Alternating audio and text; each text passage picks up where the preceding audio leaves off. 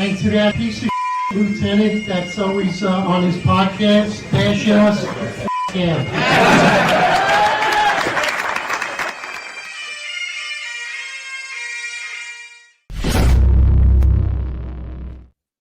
All right, attention to roll call. Mic's off, big guy. Your mic's off. I don't know. I'm already having a problem here. That's a good starter. There you go. All right. Good morning. 8:05 live Eastern time, and of course 5:05 on the Pacific Coast. It's bright and early. It's great to see everyone. I will say it's been a rough time, and I want to thank everyone who's helped myself and my family, and of course, through this time, it's been so challenging. It's been so hard. Yesterday was actually 1 month since we lost Derek, and again, it's been so hard to thank everyone individually. There's so many people that have reached out through the GoFundMe and helped out and support through the loss of Derek, and I want to thank everyone possible, if I can, through this podcast. Yes, it was, as I said, it's been 1 month. It's been so challenging. I served in Iraq, 20 years in the police force. This is the most challenging and the most difficult thing I've ever been through. So again, I want to thank everyone. It's great to be back.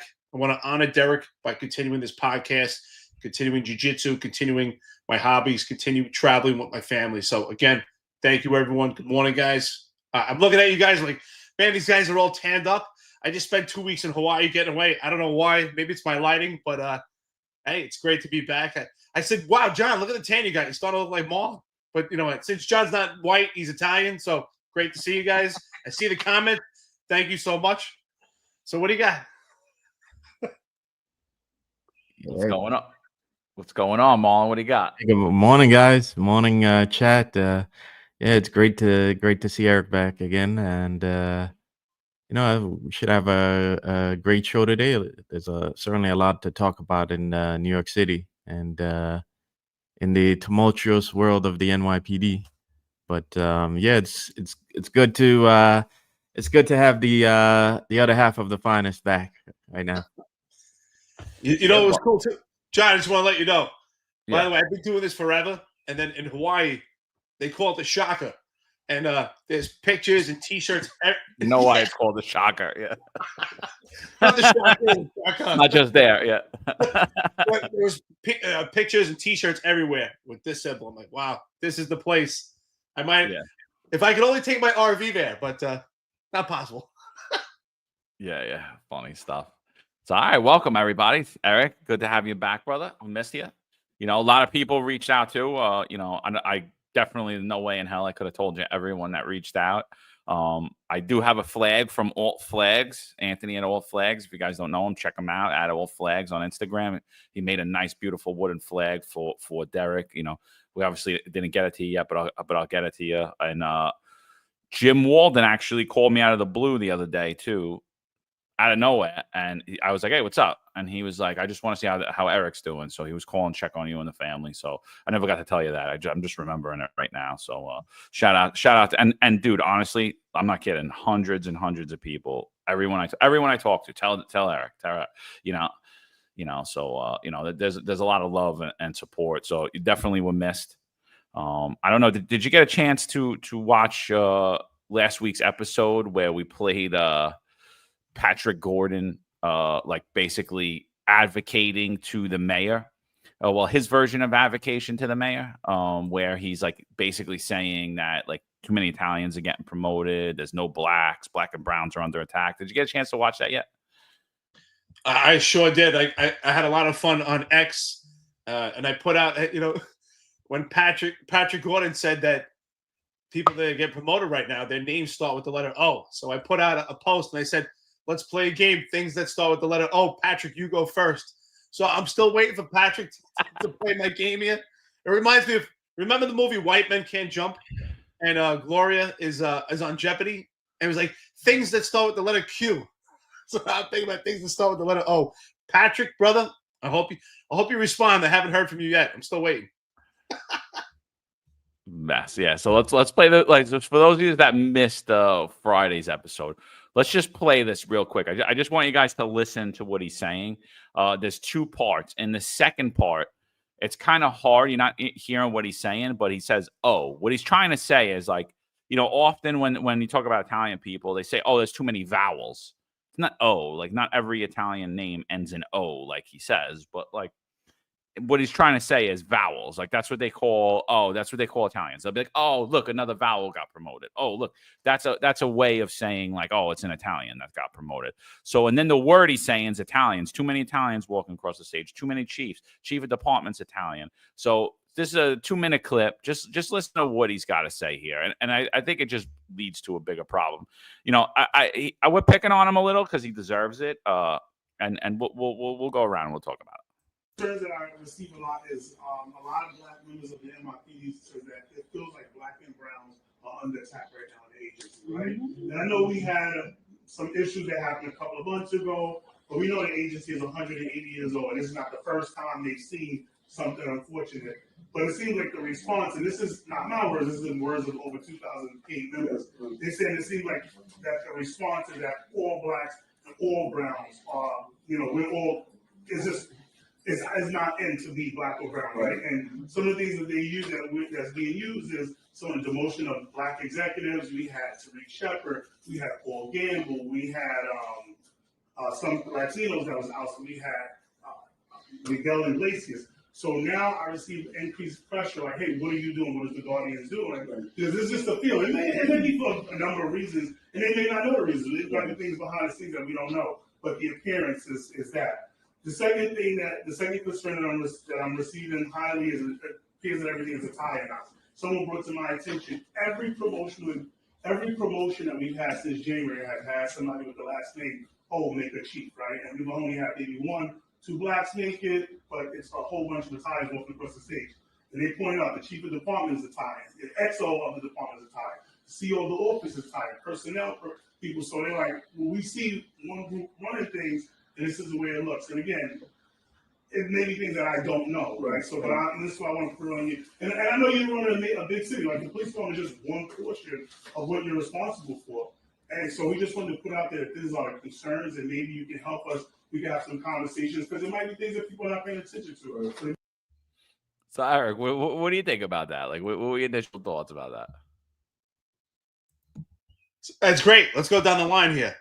So he said that black and browns are under attack. Like, okay, that's a great argument, but then he makes the names. Miguel Iglesias, compromised, completely complicit in the corruption allegations, the appearance of impropriety when it comes to the NYPD, especially since he's the head of NYPD. And shout out, of course, and credit to Sal Greco for putting out the picture of Miguel Iglesias as an attendee at, of course, the illustrious Concefritos. And then he mentions the upper echelon of the attacks. Who else does he mention? He's basically making a reference to Jeffrey Madry. Why would Jeffrey Madry be under attack? Hey, maybe there was a cash to ass program. Maybe there was maybe people making over $200,000 overtime at his benefit.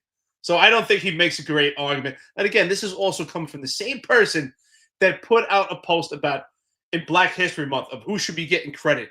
And while Jeffrey Madry was under the microscope for what was going on with the excessive overtime, he put Jeffrey Madry. So he has zero credibility, but he does make me laugh. And I know some people saying, I think you guys are picking on him too much. I don't think so at all. I think he did it to himself. What do you think, Marlon? What do you think as far as black and browns being under attack?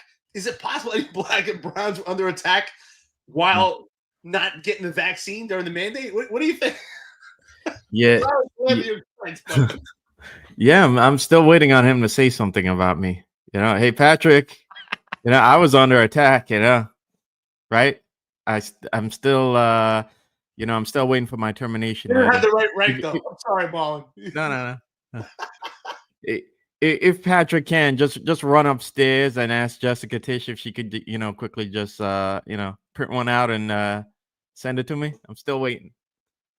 But yeah, this is I don't think he's so much complaining about no promotions. I think he's complaining about no longer being in the hierarchy of the cronyism class at 1PP, and no longer having access to like Marjorie and I'm sure Tish has probably clamped down on Shell. You know, Shell's been awfully quiet these days, and Kaz is off to bigger, better things, right? So I think the complaint is really you know, we don't have keys The to network. the commissioner's office anymore. So you know, time for Eric to make a call over there and get the get Patrick access to the executive elevator once more.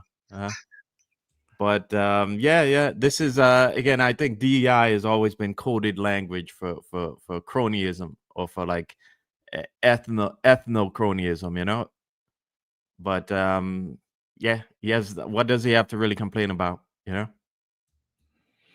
Yeah, I mean, I don't know. I was just laughing my ass off because I was like, how many Italians are even in the police department anymore?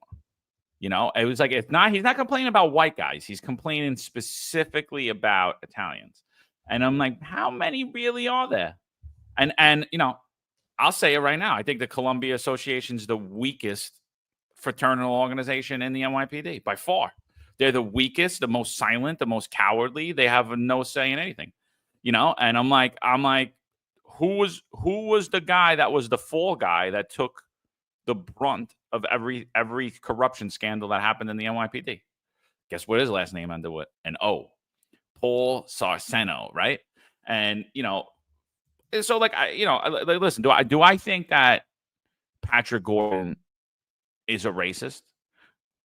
I don't really know him. Do I think Eric Adams is a racist? Yeah, I do. I think Eric Adams is a racist. I do. Like, I think he's a hard-nosed, but he grew up in a different era and a different time than Patrick did. But I think it's become very comfortable to discriminate against whites and particularly male whites. I think it's become a very comfortable atmosphere in the NYPD. And I don't blame Eric Adams for that. And I don't blame Patrick Gordon that. You know who I blame for that? I blame all the white men in the New York City Police Department.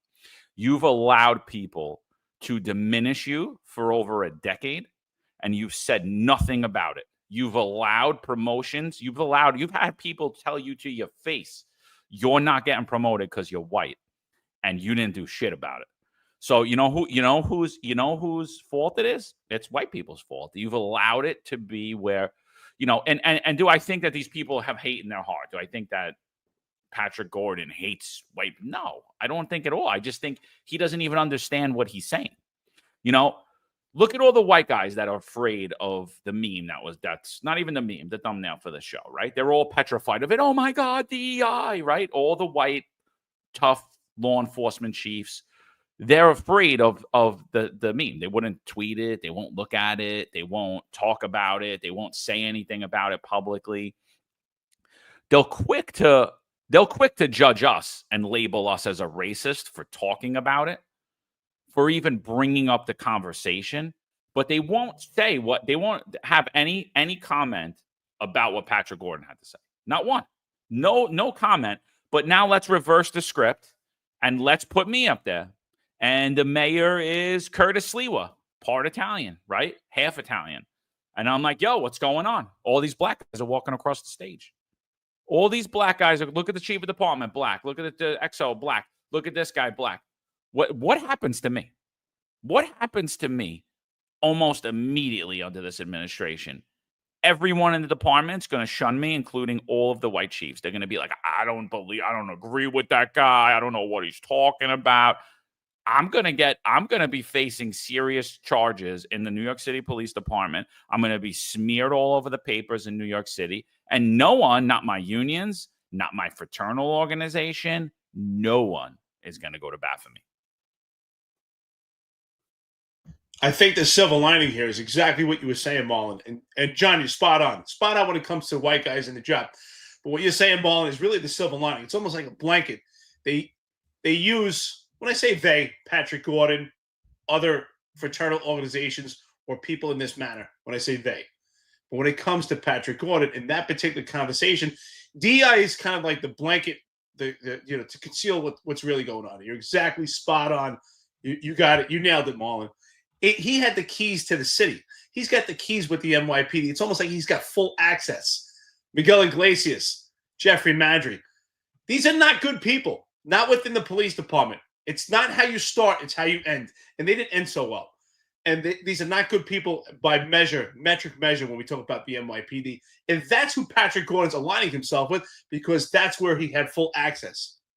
It's interesting also, we talk about race, and I do think they are race baiting. Do I believe there's hate in their heart? I believe there's some, because when you're only concerned about yourself, it's self-loathing. And Patrick Gordon and for the Guardians, that's self-loathing, because they're not analyzing it on any other manner other than gender and race. They're not saying, hey, look at all these people getting promoted with 15 years on, or look at all these people getting promoted from Brooklyn. Look at all these people getting promoted from this particular precinct or this particular borough. They're saying, look at all these people getting promoted with the letter O. So immediately it becomes discriminatory. Why are we always analyzing it as far as gender, race, and ethnicity? Why are we not analyzing this by how much time they have in the job, by where they work, what borough, what experiences they have in the job? So you guys are spot on. There's no doubt about it. I've been saying it for years.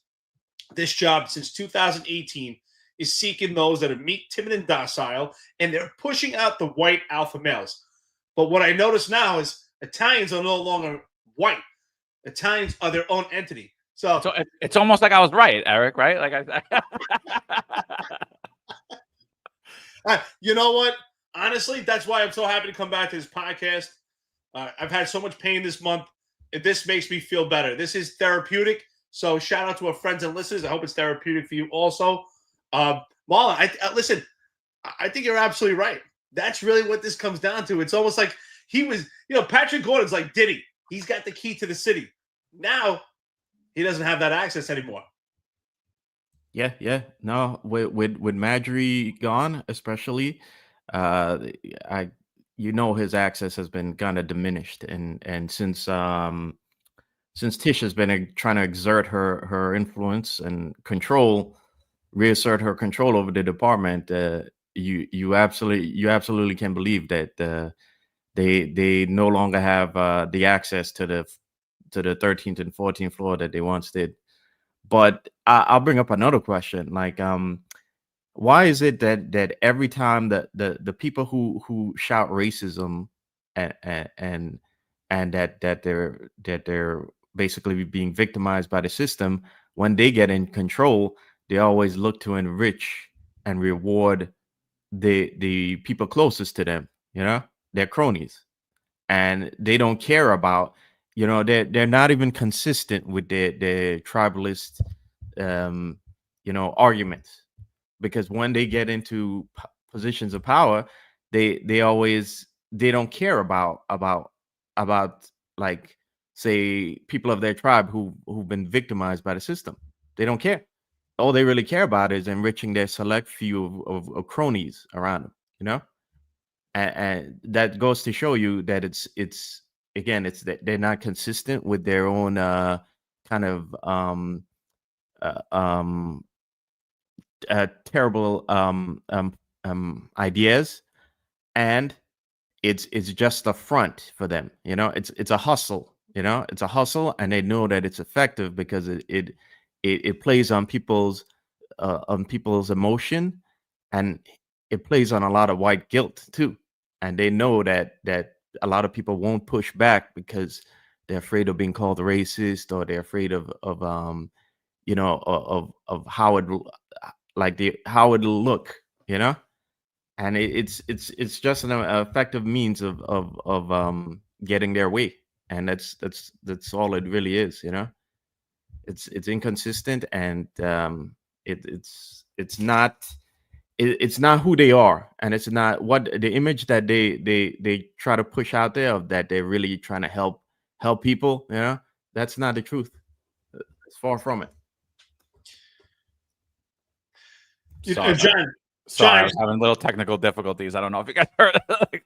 I just saw it. I just want to say, John, before you jump on, in response to what you're saying, Marlon, I think Mikey G, metal detective, Long Island, what's up, brother? He makes a great comment.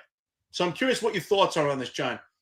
He says, but hooking up your boys and the people has been going on for years. Now, my thoughts immediately on that is yes, but with this administration, it's actually the nepotism is so egregious, it actually equates to corruption. And we see that when it comes to tribalists, and Marlon, what you're talking about is outstanding. There's a great book called Tribe, and it talks about that, how tribes form and what their really motive is. And when we talk about hooking up your boys, yes, but this administration, they're hooking up people that they know shouldn't be in these positions, such as Jeffrey Mandry, such as Miguel Iglesias, and that's who Patrick Gordon is talking about. So even at the expense that they might not be good for the administration because it's good for them, that's why I believe these are bad people. John, what are your thoughts on that comment? Yeah, of course. Listen, hooking up your friends, but to what extent, dude? You know what I mean? Like, yeah, Kaz has been hooked up his whole career. You got a friend like Kaz, not really good at anything, little too wild. You got to keep him in check. You're worried about him driving RMPs. You're worried about him testifying in court. You're worried about him. I don't make him a deputy mayor, dude. I don't make him a deputy mayor. He continues to be my driver. He's hooked up. He continues to get overtime. He's hooked up, right? He's around me. I trust him. I like him. I hook him up. I don't hook him up like the way he's being hooked up. Jeffrey Mandry, he's got an issue with women. I don't make him the chief of department. You know what I'm saying? Like it doesn't happen. I'm like, sorry, dude. Like, absolutely not. Like, yeah, you're hooked up. You're the borough adjunct in Brooklyn North. You know, do what you got to do. Don't embarrass me, or I'm going to throw you off the job. You know what I mean? Like, you're the borough. Like, you're not getting promoted, dude. You know, like, hook them up. Yeah, 100%. Hook your boys up. Hooking your boys up has been going on forever. People that you trust to have around you, bring people into your office. You don't take a guy that was a cop, even if he's got 30 years on the job, and you're like, oh, well, he's a good cop. He's a good hard worker. He's going to come work for me now. I don't make him a first-grade detective within 3 years. Doesn't happen. Maybe he gets his detective shield in 18 months. Yeah, he does. You know, now he's got his, but not to the level we've been seeing it. It's really been insane. So, you know, I think like the black and brown being under attack comment, I like, besides he obviously doesn't like Italians, and I don't think Eric Adams does either. I don't know. I guess Frank Carone's useful. That's why Frank's around him. But like, I don't think he's too fond of Italians either. It's like, you know, if you guys watch like Do the Right Thing, Spike Lee, I was thinking about making a meme about like the whole, you know, the Italians and Spike Lee fighting with the kid that owns the pizzeria and going back and forth about it, because there's obviously like something there against Italians, and they kind of point to it there that like basically like he labels out right there Italians aren't considered white on the job, even though they fall into the white category. So and that'll go into the bigger picture of the whole DEI. Why I'm labeling that out is because we'll get into that, like why DEI is weak in the police department. But like, what was everyone thinking during this time? Like, so let's just get this. I'm forced out of my job. Mikey G is forced out of his job. Marlon gets terminated, right? We lose thousands of officers in this period. I believe it was like about 3,000 officers we lose height of the mandate, right? Gone. This very grainy video. This is my first days on social media. This is Eric Adams. There are reports that over 500 cops are resigning and over 1,000 are retiring. Does that concern you? No, it does not. New York City Police Department is an amazing career. You know, I know it firsthand. And we're going to find young men and women who are going to want to be a member of the New York City finest. This is a great opportunity to diversify the department.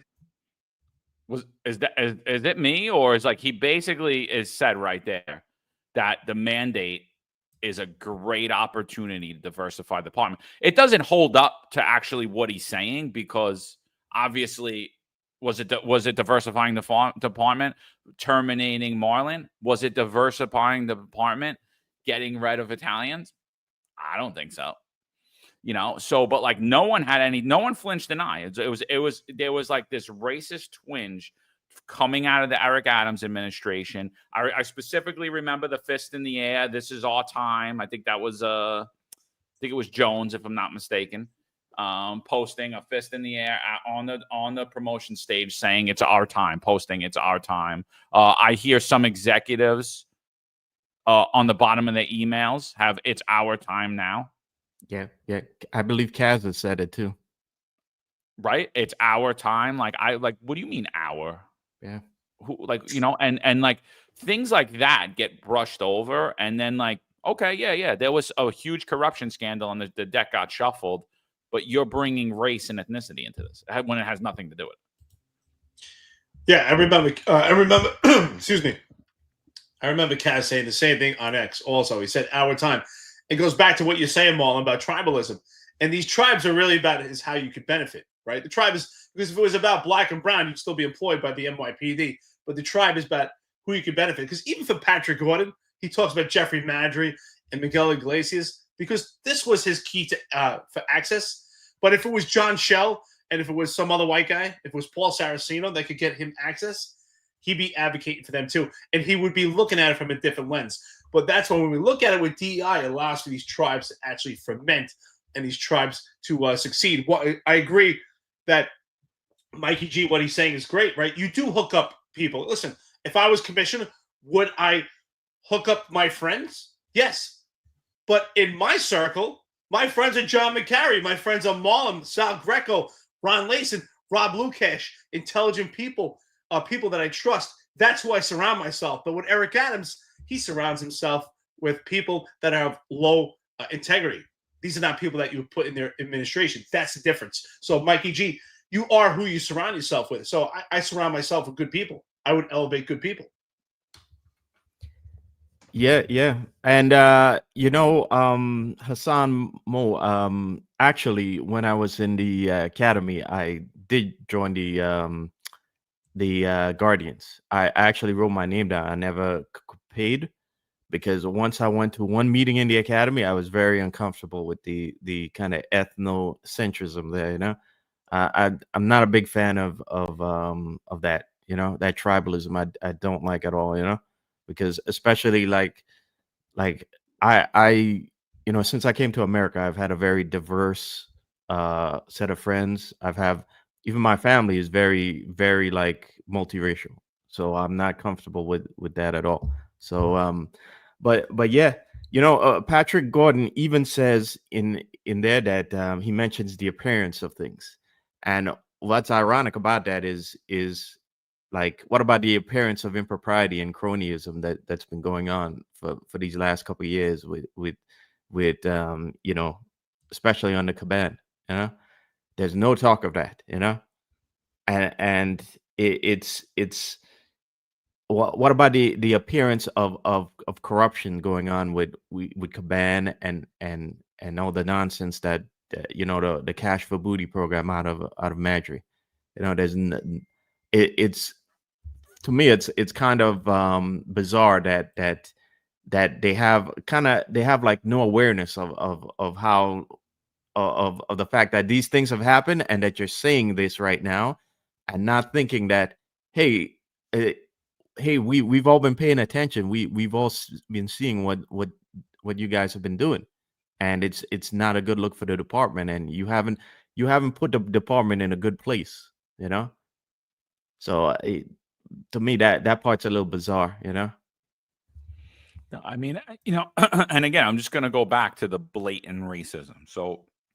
the mandate disproportionately male white Christians were denied religious accommodations, like just disproportionately, right? And we know in city council they disproportionately, if we see that disproportionate fact happen, we need to get rid of laws, and we need to get rid of databases, and we need to get rid of all this stuff. And there's Eric Adams saying, well, this is a great chance to diversify the department, basically saying he's prioritizing race. There was also a push early on in Adams' mayoral administration, where he wanted every employee, every applicant for a New York City job to submit their photo so that they could ensure diversity. And no one blinked an eye. And I'm like, this is illegal. Like, this is completely illegal in this country. And yet you have guys like Dermot Shea and there's thousands of him. I'm not picking on Dermot Shea, but he was the police commissioner. There's hundreds of him in the police department. They're like, yeah, no, diversity is the most important thing in the world. It's like, wait, what about your son? What about your son? So your son can never get to the opportunity that you've had because of the color of his skin. You're not seeing like what's happening here. And then no one blinks an eye at this. No one blinks an eye at this. And like, this is when I completely lost all respect for this guy right here, Shell, who's, in my opinion, not Italian. Maybe he's half of Italian, but maybe he acts like he's Italian. He wears sweatsuits. He puts a toothpick in his mouth. Maybe he wears a pinky ring. but I don't think he's a full-blooded Italian. He doesn't look like it. He doesn't act like it. I mean, he talks like it a little bit, but he grew up in Brooklyn, which was a mainly Italian neighborhood. But I don't think Shell's an Italian last name. So, but he was this. He is when Ed Caban gets appointed, and this is the second police commissioner, right? First Latino, and then Tanya Kinsella gets appointed. Listen to what Eric Adams says here. I mean, to me, completely, utterly racist statement. Again, where's the Columbia Association? Where's the Emerald Society? No one says anything. No one says anything. Why is this so significant? Why is her appointment so significant? The NYPD has a great crime fighting profile, but it has an image problem. When you look at the department, you don't see youthfulness. You don't see the diversity at the top. Is that not racist? Is it me? Is it okay for me to be offended by that? Because I am. It goes, you know what? It's exactly what you've been saying. Great comment here by, excuse me, Dark Side of the Moon is being facetious, but it goes to what you're saying, John. And he or she says, can a black person be racist towards a white person? Followed by, do the same consequences apply? And the answer, of course, is, of course, a black person could be racist against whites. But it goes back to what you're saying, John, and that's where you're spot on, is that we don't have the white administration or the unions or the fraternal organizations that are predominantly white to stand up against us and say, hey, these are racist comments. This is discrimination. Our people getting discriminated against. That's where the problem was, because they're not being challenged. Just as John said earlier in this podcast, when it comes to this episode, is that there are people that are scared to actually retweet or repost this thumbnail because, again, we're not challenging the racist comments. And I agree with what you said early on, John. I think you're right. I think you're spot on. Do I believe that there's some hatred in Patrick Gordon's heart? I do, because it's self-serving. But at the same token, you said he doesn't really necessarily realize what he's doing. I don't think he realized to the extent of how discriminatory and how racist his comments sound, because he believes he's advocating for his guardians that have full access. He's overlooked the fact that when he mentions the letter O, really he's talking about vowels. It's actually so discriminatory and so racist. So I hope that he actually learned something from this podcast to realize sometimes things that you say, even though it's your own benefit, maybe you need to think of what you're actually saying, have some self-control, because it's actually extremely racist. Yeah. Do you think this has been so normalized now that that's the reason why you have guys like Shell just stand there and it's like not a big deal to them? Or is it that these guys consider themselves, they're trying to get to be amongst the elites, and they figure if they're amongst the elites, then none of this will affect their children? Yeah, I mean, dude, that's the whole thing. Like I said, I remember the first. I lost all respect for John Child because I would have walked right off that stage, and I would have definitely said something pretty nasty on my way out. You know what I mean? Because that was completely disrespectful. It was completely out of line. It was completely discriminatory. Not only was it age discrimination, but it was clear as day that you were saying that too many white guys. Too many. You don't see the youthfulness. You don't see the diversity. And by the way, how did all that work out, Pat? How did all that work out? Like, look at that stage. Who's left there? Who's left there? Shell and Kinsella. Who's left there? And Adams. Everybody else is gone. Everybody else. How'd that work out? Promoting people and putting people in positions they had no business being in. Had nothing to do with the color of their skin. They just had no position to be. They had no business being in there. By the way, Tanya Kinsella still has absolutely no business being the first step of the New York City Police Department. Disgrace that she's still up there with the fact with that overtime scandal that happened under her watch. It was let happen. She was aware of it, and nothing happened. Disgraceful. If that was anyone else, they would have been fired. Sorry. Is she a nice girl? Yeah, I'm sure she is. Do I know a lot of people that like her? Yeah, I do. Doesn't matter to me. If we're talking facts here, we're talking facts. She only got that position because of her gender and her color of her skin, and it's wrong. It's absolutely wrong. Why is Tanya Kinsella so much better than everybody else that was in the New York City Police Department? She's not. If anything, she's less competent than a lot of people. A lot of people would have never let that happen. So I'm like, so that time really bothered me a lot. And again, I'm going to sit there and say it. Like, we want to talk about what's disproportionate, all this other stuff. And no one blinks an eye. Like, the white guys don't say anything. So, like, my thing is totally like, you know what? You get everything you deserve. You get you don't get what you deserve. Let me take it back. You don't get what you deserve in this life. You get what you fight for. And right now, Black and brown people in the New York City Police Department fight for every opportunity. They fight for their members. Am I mad at Patrick Gordon for going up and advocating for his members? No, I'm not. That's what he should be doing. That's what your fraternal organization should be doing. But I'm pissed at the way he did it, right? Because like Eric said, he should have came up like, here's Eric Dim. He's been a third grader in the 7-5 squad for 15 years. Why is he not getting promoted? Why is this kid with 2 years on getting promoted? That's a conversation, right? Like, what's happening? Like, I got members that have this, like, not, you're not promoting this guy because he's Black. You're not just promoting Black people. Basically what he's saying, we're all the same. Every cop to promote us because of the color of our skin. I mean, the way he did it was wrong. The fact that he's going to advocate for his members, I don't have an issue with, but it's the blatant racism that's completely fine to do towards male whites. And no one says boo about it. Nobody. And actually white guys cover it up. They're like, no, it doesn't happen. It's like, yeah, no. It's been not only does it happen, it's written into policy in the NYPD over the last 10 years. It's literally written. I went to a training and they told me, you're so racist, you don't know it. You're so racist, you can't control it. This was an NYPD training. I'm like, I'm sorry, you're not going to tell me what's in the back of my head. You are not telling me what I am. It's not. I'm like, because if you could tell me that I'm racist, you could tell me anything and you could throw me in jail. I am not signing off on this training. This is the stupidest thing.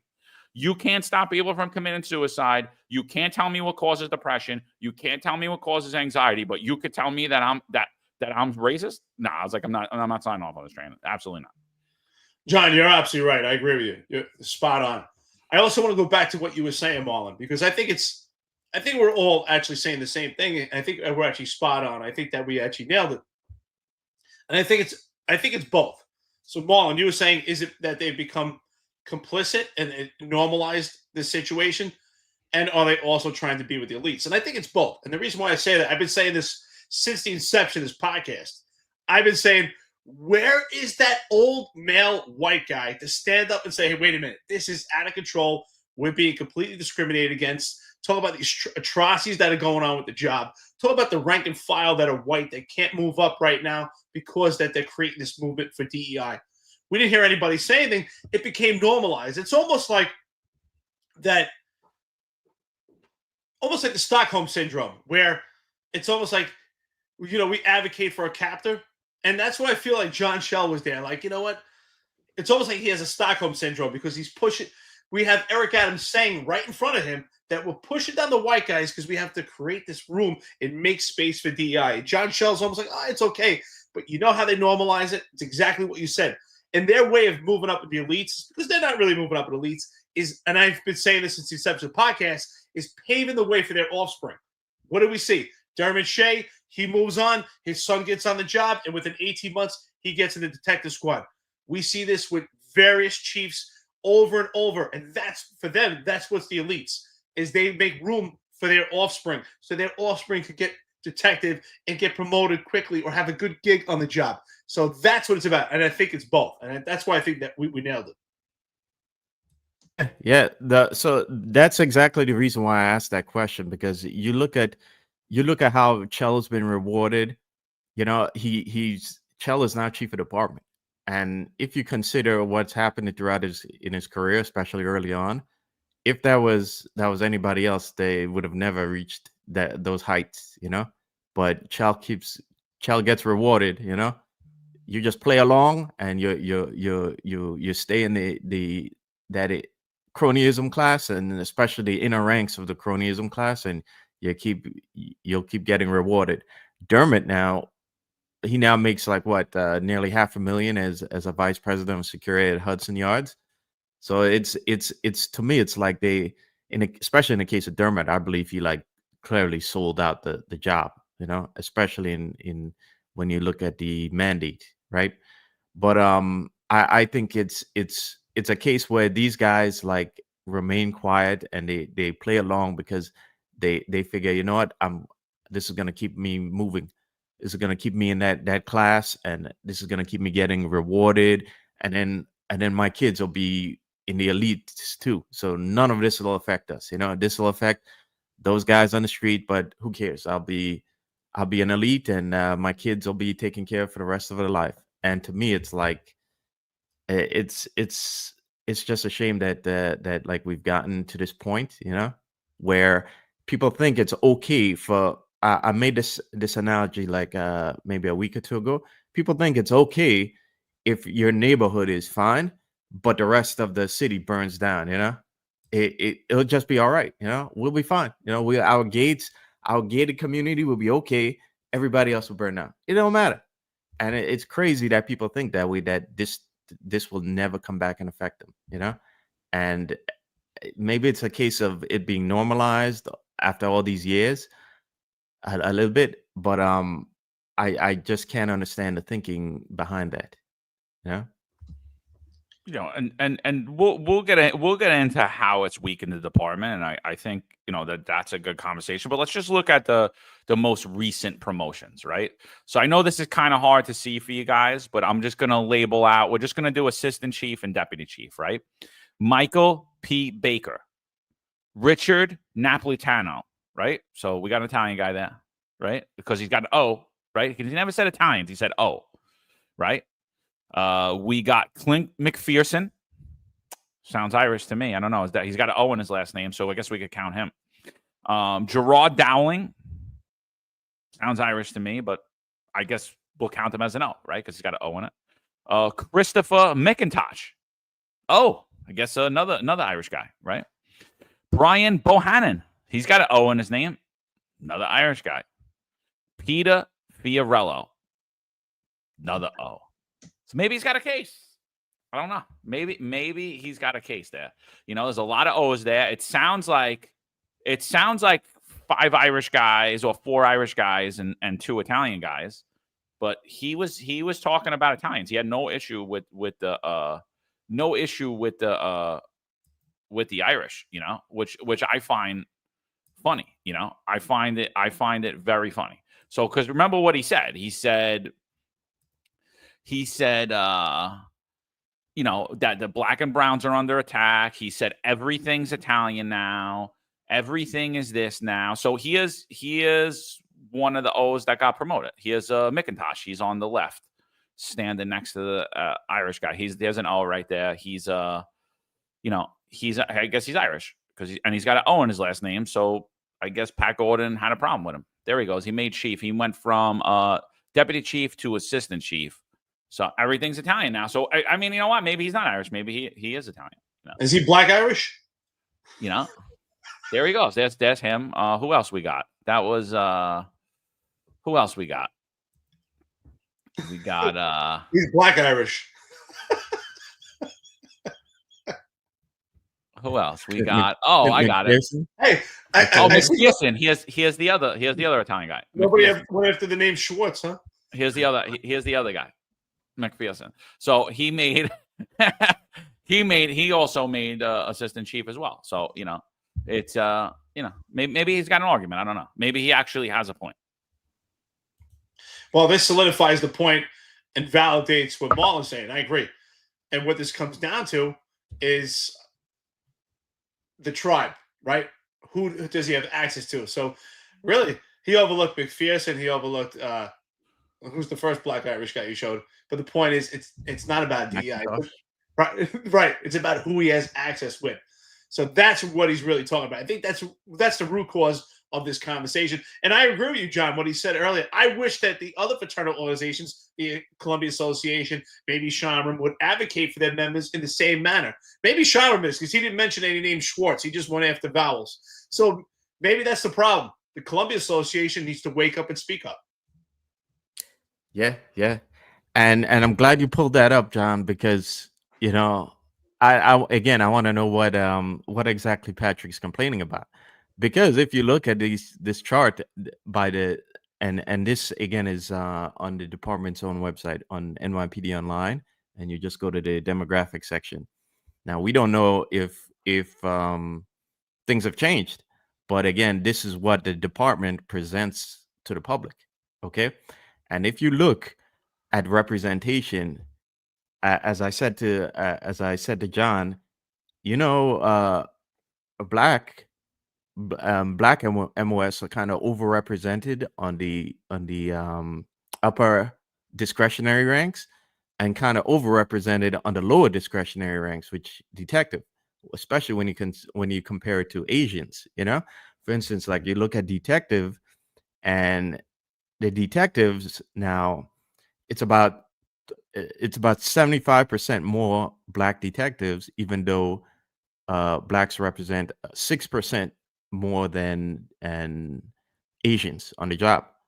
So again, if Patrick's point is that he feels that that his membership has been unfairly treated in the department, and that they're not getting the promotions, then the data that the department presents is kind of refutes that point, you know.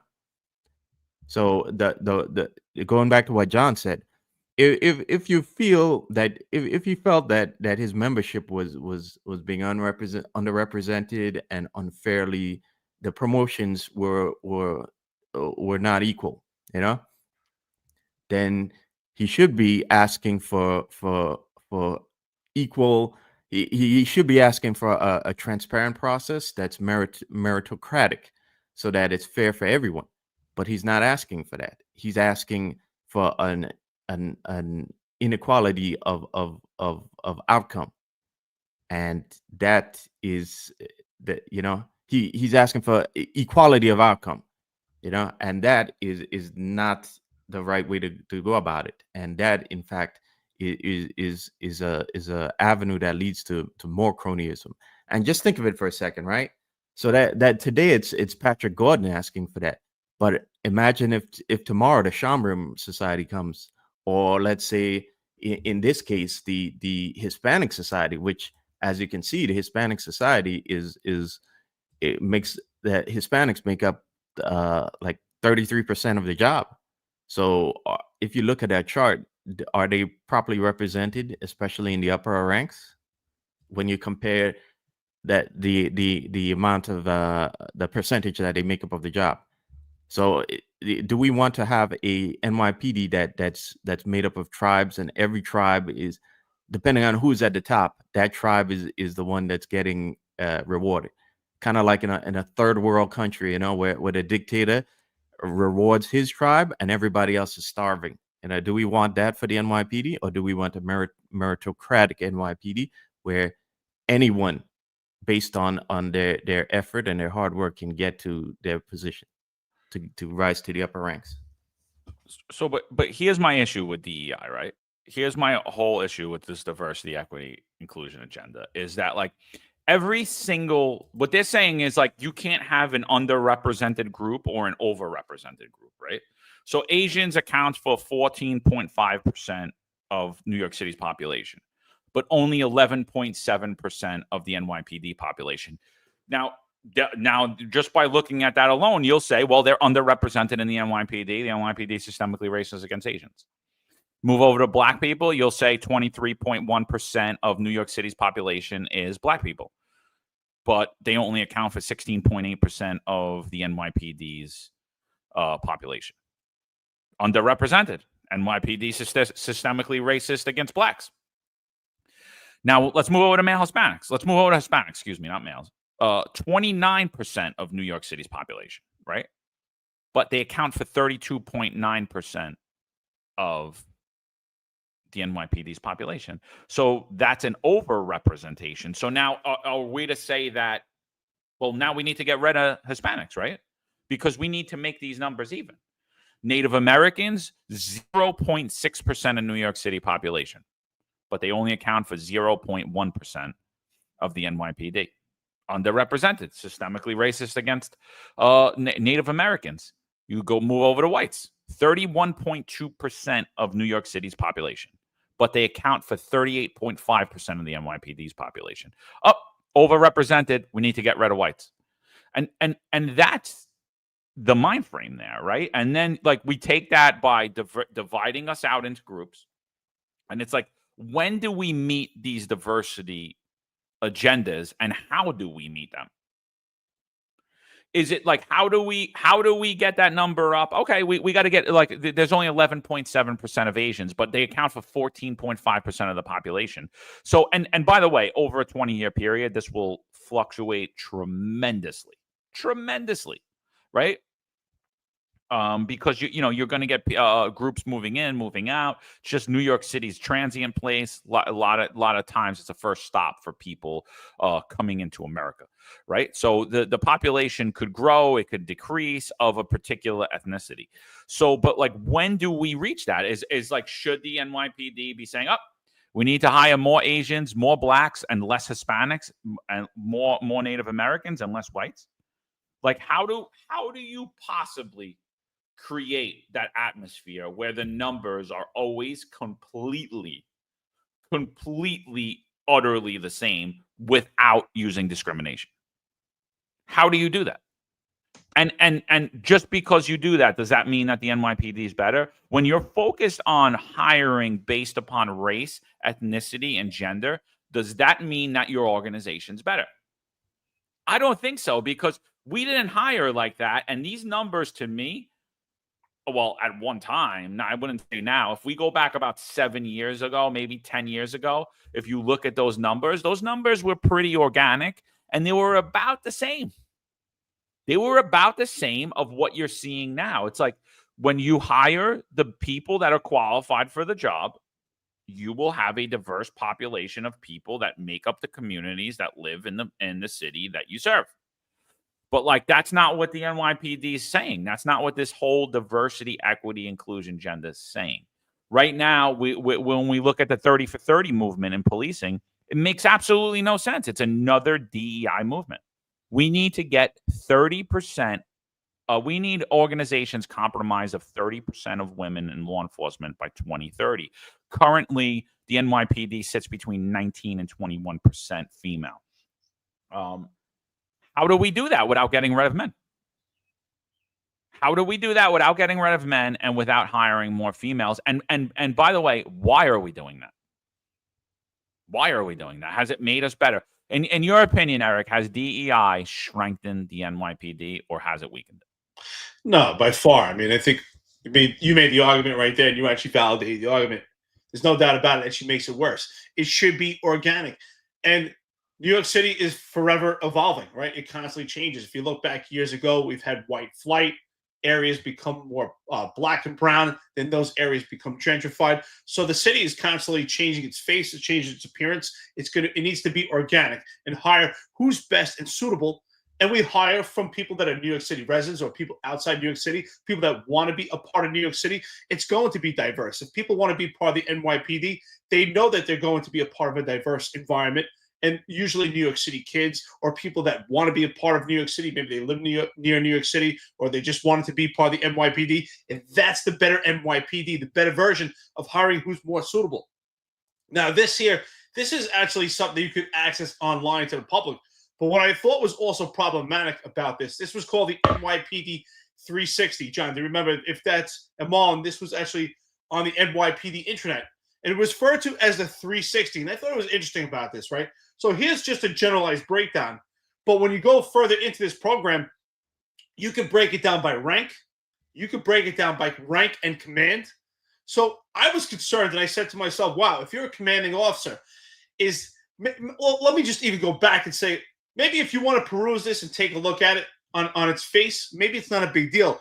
But if you're a commanding officer, is this something that becomes a very important tool to look at your command, the rank in your command, of who's getting into different positions, who's getting promoted, who you put in different spots? To me, that's a major problem, because now we have to make sure that your command is diverse. So we're looking at this on every level. This is a major problem. What I also see as a red flag the overall manpower. It says 33,580. That is impossible. Now, John, we talked about this earlier. You said the numbers that I had were wrong, and I agree with you. When I left this job and I retired September of 2022, and back then the numbers were around 33,500. I think it was 33,450. So it's impossible that that number was even at that point with the vaccine mandate that we had and the hemorrhaging that we see right now. The problem that we have with recruitment, the retention problem we have with the NYPD, those numbers are completely a lie. Marlon, what are your thoughts on that? Because to me, there's no way that we have 33,580, even if they add who's on terminal, who's at the military extended leave desk. That's impossible. Yeah, it's been a while since I looked at those numbers, and the conclusion I came to when I was looking at it was that they were counting a lot of people that are, say, on leave or whatnot as active. And I don't I forgot the exact number that it's at right now, but I believe that when I did it, it came under 33,000. But the exact number escapes me right now. But to John's question, I asked on Twitter. I put out a post on Twitter saying how much of the surge in assaults on cops is a byproduct of the NYPD both lowering its qualifications and the mental toughness requirements that are in order to reach their diversity goals. So to that, I'll say it has 100% hurt the NYPD. And I'll bring up a point that I don't hear mentioned too often, and the point is that policing, certainly in America, right? Policing and police culture is still new for many minorities, for certain groups, right? The reason why I say that is because, like in my case, like a lot of immigrants, right?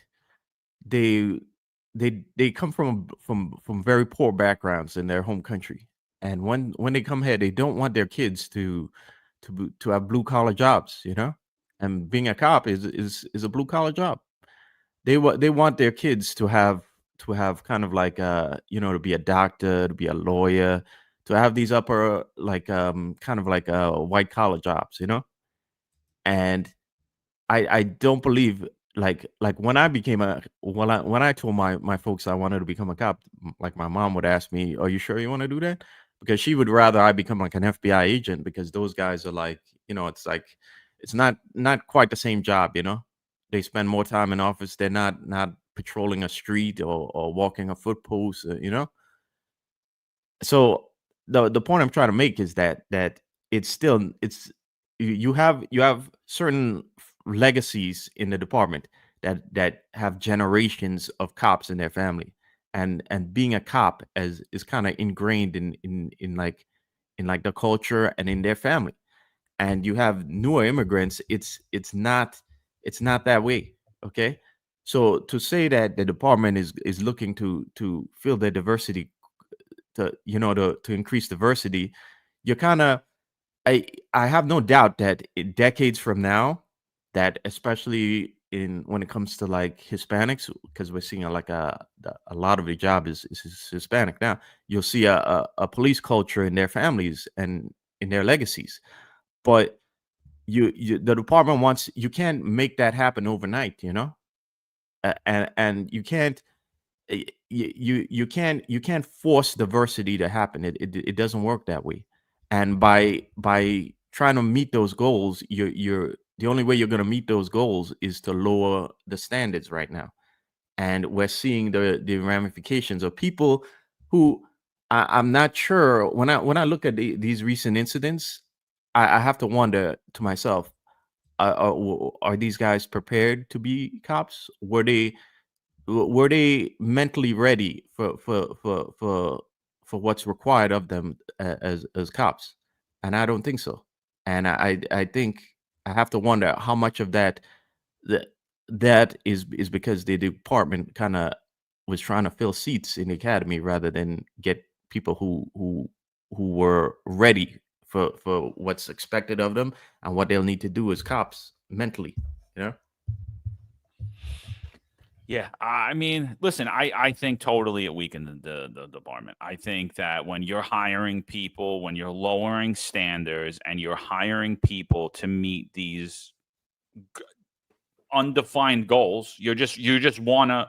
Well, we need to make the population in the NYPD exactly the population of New York City. I mean, you're not hiring the best people. You're not hiring qualified people. We've seen that they dumb down the psych. We heard it directly from Tanya Meisenholder. Now we see proof and examples that exactly they did that. And then when even in a lower down psych, we had an inspector overriding the psych. Oh, well, don't worry about that to meet a diversity goal. I'm going to go out again and say it again. If you look at those hires, I guarantee the department will never release it, so I don't care. But I'm willing to bet money that the overwhelming majority of those people were who you would consider a minority in the media and in New York City. You would consider a minority. I'm going to say it again, and I'm using the quotes minority because we just showed you the data. Whites aren't the majority in New York City, and they're not the majority in the NYPD. But not even close to the majority in New York City, or not even the close to the. So I don't even know why we're continuing to use these quotes. So I'm just going to use the air quotes on it. But overwhelmingly, the people that inspector, the 70 people that allegedly that inspector overridden, I am willing to bet anybody money right now that overwhelmingly they were considered minorities or considered underrepresented, right? Underrepresented community. Whether it be because of the color of their skin, their ethnicity, or their gender. I'm willing to bet it. And does that make the policing better? Oh, yeah, the guy's not. We dumb down the psych, and this person still can't pass it, so we'll just override. I'm like, seriously? And the person not only failed the psych once, not only twice, but 3 times. Oh, and then we went from, smoking weed's a dumb thing, and we went from, we'll take you with some marijuana convictions to, oh, you robbed somebody? Yeah, no problem. Oh, you're a gang member? Yeah, no problem. Oh, you just recently got convicted of a gun charge. Oh, yeah, no problem. Oh, you just recently got convicted of this. Yeah, no problem. We went from that to that. And then we go from, well, you got to be physically fit at least, right? You got to be able to help people. You got to be able to help yourself. You got to be able to help your partners to, who needs to run a mile and a half in policing? Really? That's and look at the cops today. I mean, people are gonna get mad at this, and I don't care. You get mad at what you want. I don't think that anybody that's a cop anyone should feel comfortable walking up to them at 2:00 in the morning attempting to rob them. And those perpetrators saw that kid that recently got hurt. I'm happy nothing else happened to him other than I'm happy like that he wasn't killed, which he very easily could have been. But I'm sorry, I don't think if those guys see me, any one of us walking down that block, they're gonna even attempt to rob us. I don't. And then I think if they come charging towards us with masks and a knife and a pipe in their hand, they're going to have a big problem that day, and they're most likely going to be on the front cover of the paper, and we'll be facing a criminal trial. It just is what it is. It needs to be said, and that's part of, I'm sorry, it's part of the diversity and gender topic discussion, because you see a kid who's clearly out of shape, clearly doesn't have any presence, clearly unprepared, not mentally there to watch what's happening, to see what's happening, to even know what's happening. And I think that could have been avoided if not for this whole DEI push. I agree with you wholeheartedly. I've been saying this for years. I've been getting some opposition to it, but I'll say it again. And I saw the defining moment, really the pinnacle moment where everything started to extremely pivot was 2018. And I said it many times on different episodes, and I'll say it again. I'll never forget, I was standing by the desk at PSA 7. Some of the guys were looking around at some of the brand new recruits, and they're like, wow, they just hire anybody now. Now, don't get me wrong. There are some outliers, but I'm talking about the overwhelming majority. I'm talking about general population. The overwhelming majority, I said, no, that's not the case. They're hiring those that are meek, timid, and docile. Now, I'm not making fun or picking on that cop It's a shame what happened to him off duty or on duty. We could have those arguments. He was in uniform coming home from work. In my opinion, he was still on duty. It's unfortunate, but if he lost his life, there would be a funeral for him. He would get detected first grade. They would call him a hero, and they would make it on duty. It's unfortunate that death brings us all together, and that would be the byproduct. It would be a completely different outcome and a different response if he would have lost his life. Thank God he didn't. But we said this numerous times in different episodes. Presence in policing is one of those times where you need to read a book and judge a book by its cover, right? We learned always don't judge a book by its cover, but in policing, it's important. And I believe, and I say the same thing, I'm not saying I'm the strongest man ever or the toughest, or same thing for John or Marlon or Ron or Rob or Sal or anyone doing this podcast, part of the Finest Unfiltered, or Rob Lukash. What I'm talking about is that we have a presence, a certain demeanor, and that would most likely be a deterrent enough for someone not to approach us to try to rob us off duty or on duty because of that presence. Because let's be honest, we've seen the outcome. We've seen the apprehensions of these cowards, these cretins that robbed and assaulted this cop. They would not have approached us because predators are looking for easy prey. And they're hiring those that are meek, timid, and docile through this DEI movement. They just don't have what it takes to be a cop. And I'm sorry. You do need a little grit in you, a little. That's what we need. That's what we had from New York City kids before, or people outside New York City that want to be cops, was a little unpolished. That vibe that we had from New York City, that grit, and then we teach them and mold them into being cops. Or maybe they had some military experience along with that. But what we see right now, the kid's out of shape. He doesn't have that appearance. He doesn't have that look in his eye. Just anyone who's ever seen the movie Scarface, when Tony Montana, played by Al Pacino, says, Chico, it's in the eyes, Chico. And that's so true. You could see someone, you could tell someone by looking in their eyes, their demeanor, their face, if there's someone not to be messed with or someone that may be a challenge. And it's unfortunate. And I saw that cop off duty and I saw his appearance and the look in his eyes. And he's someone, honestly, that shouldn't be a part of policing. And I'm sure there's others just like him. And I'm sorry what happened to him. I don't want to see anybody injured or, God forbid, lose their lives. But we need people in policing. It's so important. You carry a firearm on duty, off duty. That is a possession that you have to hold wholeheartedly and protect it by all costs. And I tell you right now, God forbid I had a firearm on me and I was attacked. I'm not letting that firearm go by any means. And if that means losing my life, I will do what it takes. And we all take that risk.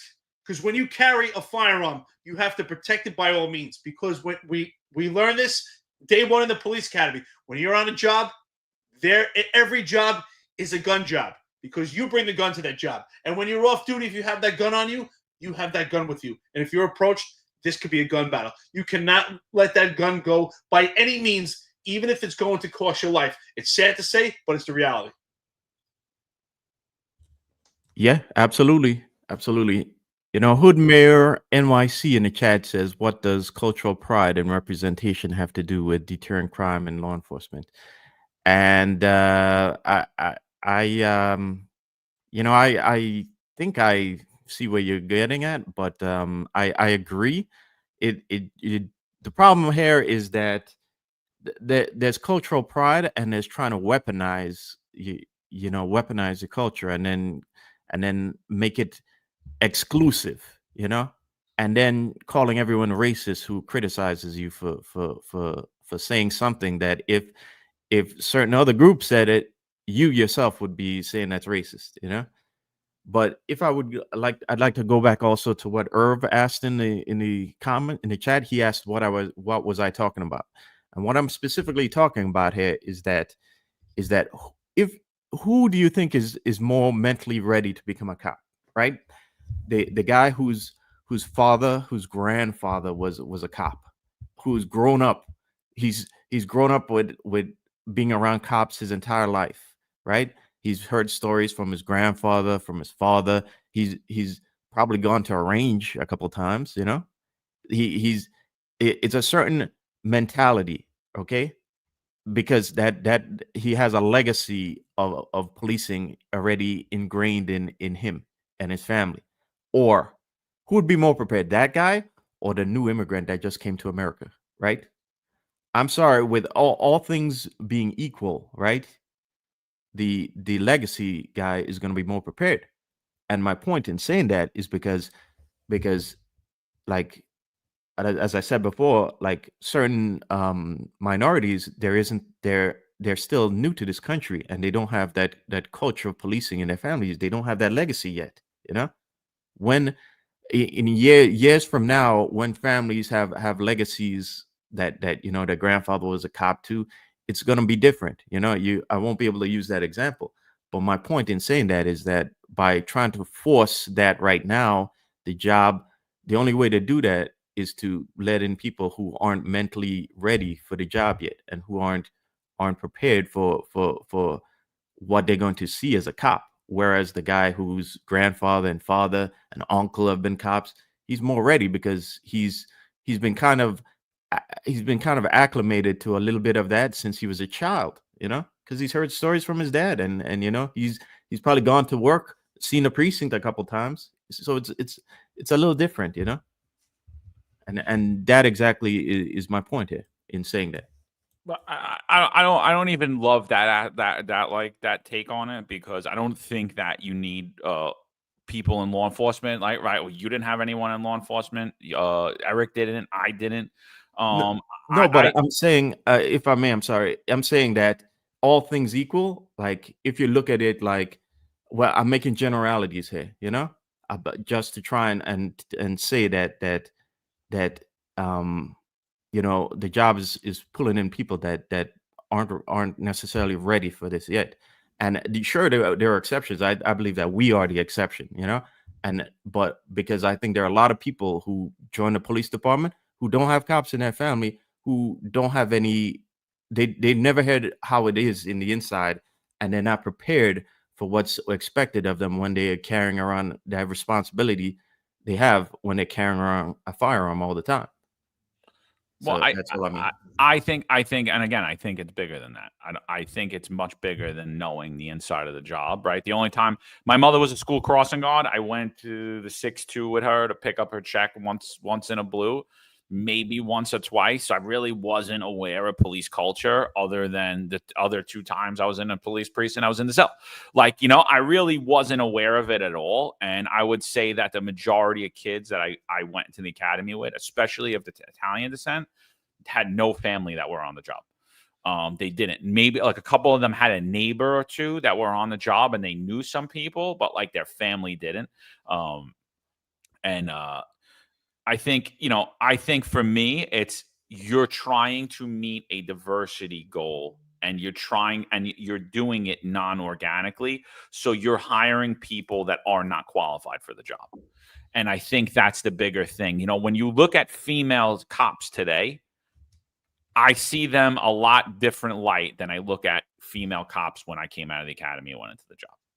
Female cops, when I came out of the academy and went on the job, the overwhelming majority of them were very masculine. I'm not saying that some of them weren't pretty. I'm not saying that some of them weren't ladylike. I'm saying while at work, they had a presence about them, they had a confidence about them, and they had a masculine aura about them. And I've had my ass chewed by plenty of women cops, bosses, and I would say that they were tough. They were tough. You look at the women of the past and you put them with the women of today, there's a difference. There's a big difference. And what's the difference from the women of the past? Why were they tougher? There were much higher standards to get in the job. There were much different standards to get on the job, and they met those qualifications and they met those standards. And there was many things required of them that are not required of females any longer.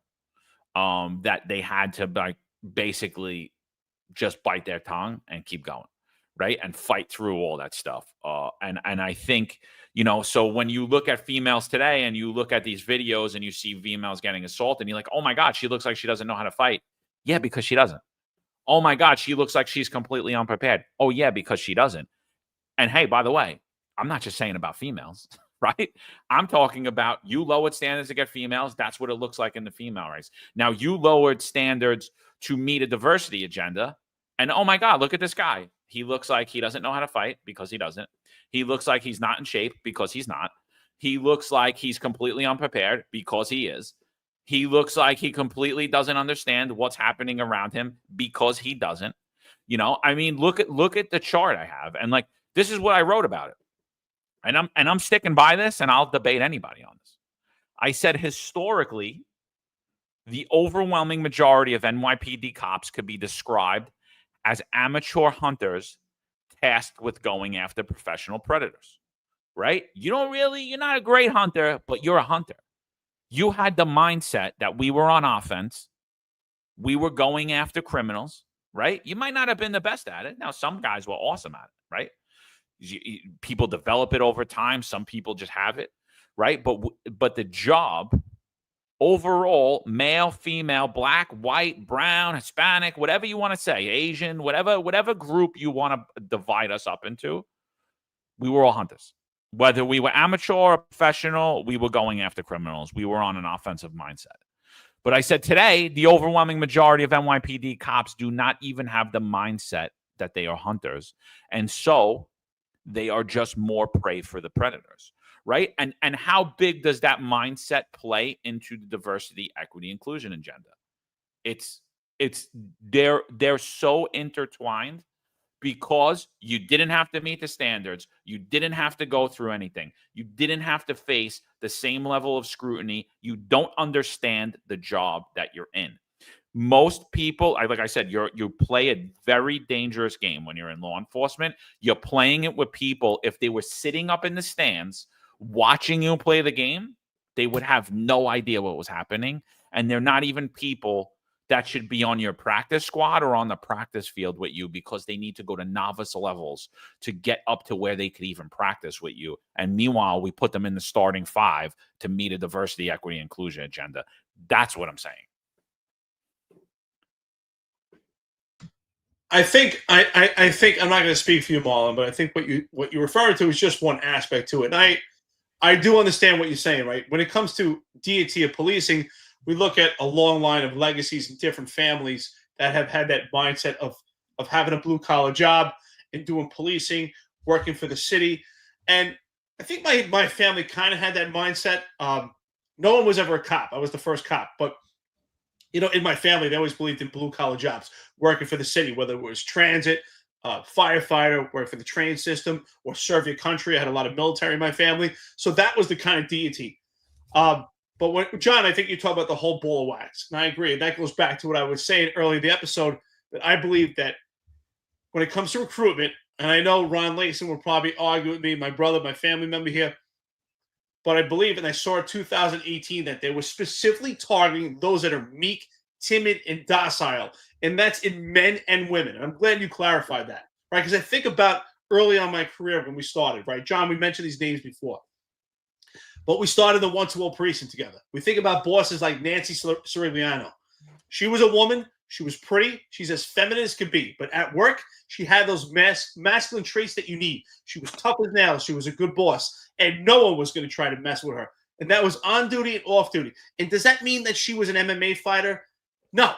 But she had that presence. And enough that some cretin or savage would know, hey, if I try to take her firearm, you know what?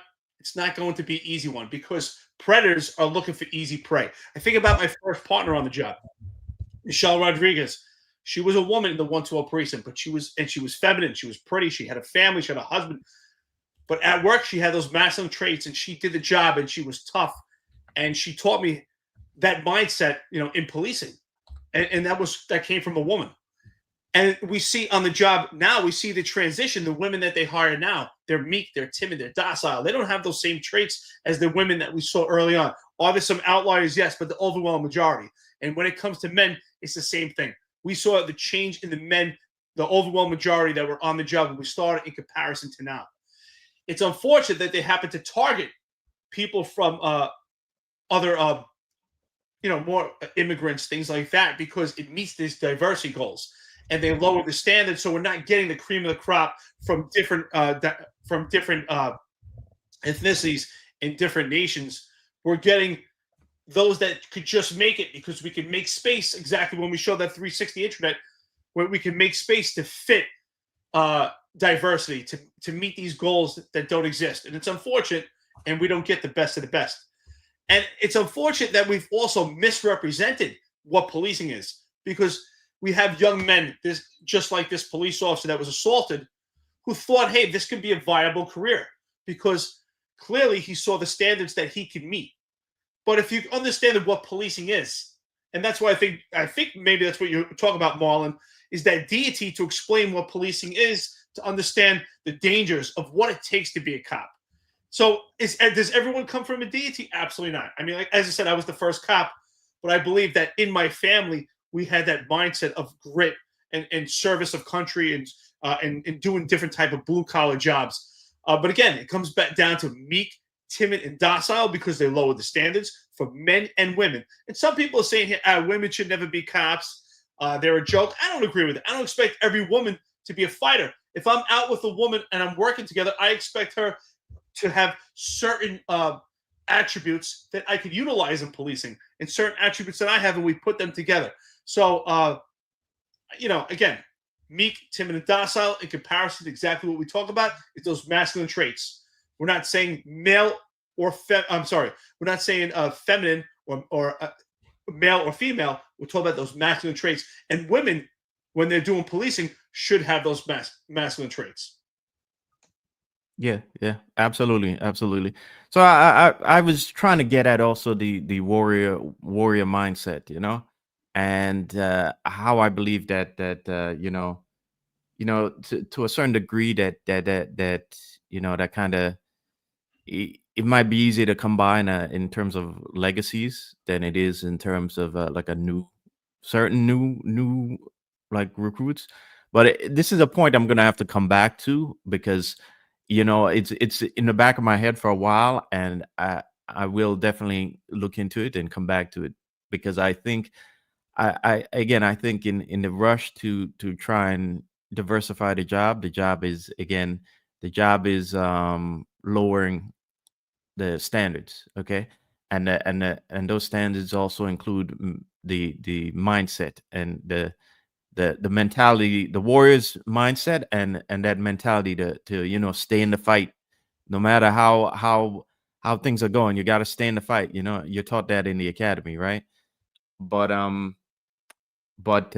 when I look at, certainly when I look at the incident with this cop that was robbed off duty, and him, like, just saying just take my gun. It's alleged that he said that from his brother.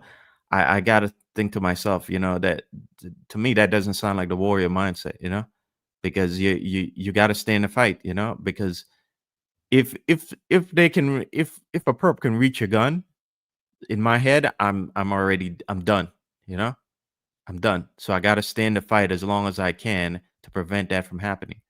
And that mindset, I think that mindset showed itself from his perspective.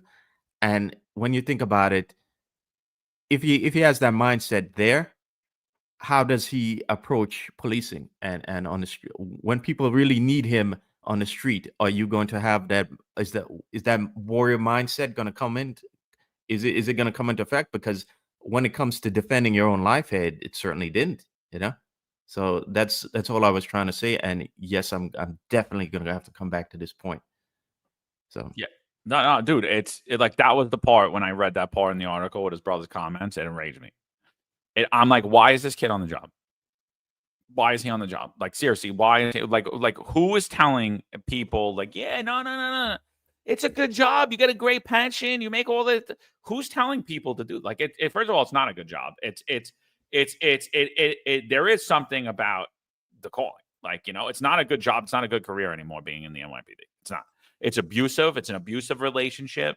It's like completely, you get trashed on. You're going to see things that no one else is going to see. They're going to sit with you for the rest of your life. You're going to be treated like a piece of garbage by the people you work for and the people you work with. And then the people that you're serving also treat you like garbage. And you're going to change. Your whole personality is going to change. You're going to become more abrasive, and it's going to carry you the rest of your life. It's going to completely upend you. So it's not just this job. Oh, yeah, just go do it because they have a good pension. No, not everybody should do this job. I'm glad that there are people that do this job, but not everybody should do this job. And when I heard that, well, he didn't want to identify himself as a cop because he just wanted them to take his wallet and go. I'm like, oh, so what are you going to do when you're walking down the block and you see a woman getting robbed or beat up or raped? You don't want to get hurt, right? Because your self-preservation came in. We're beyond self-preservation when you put on that uniform.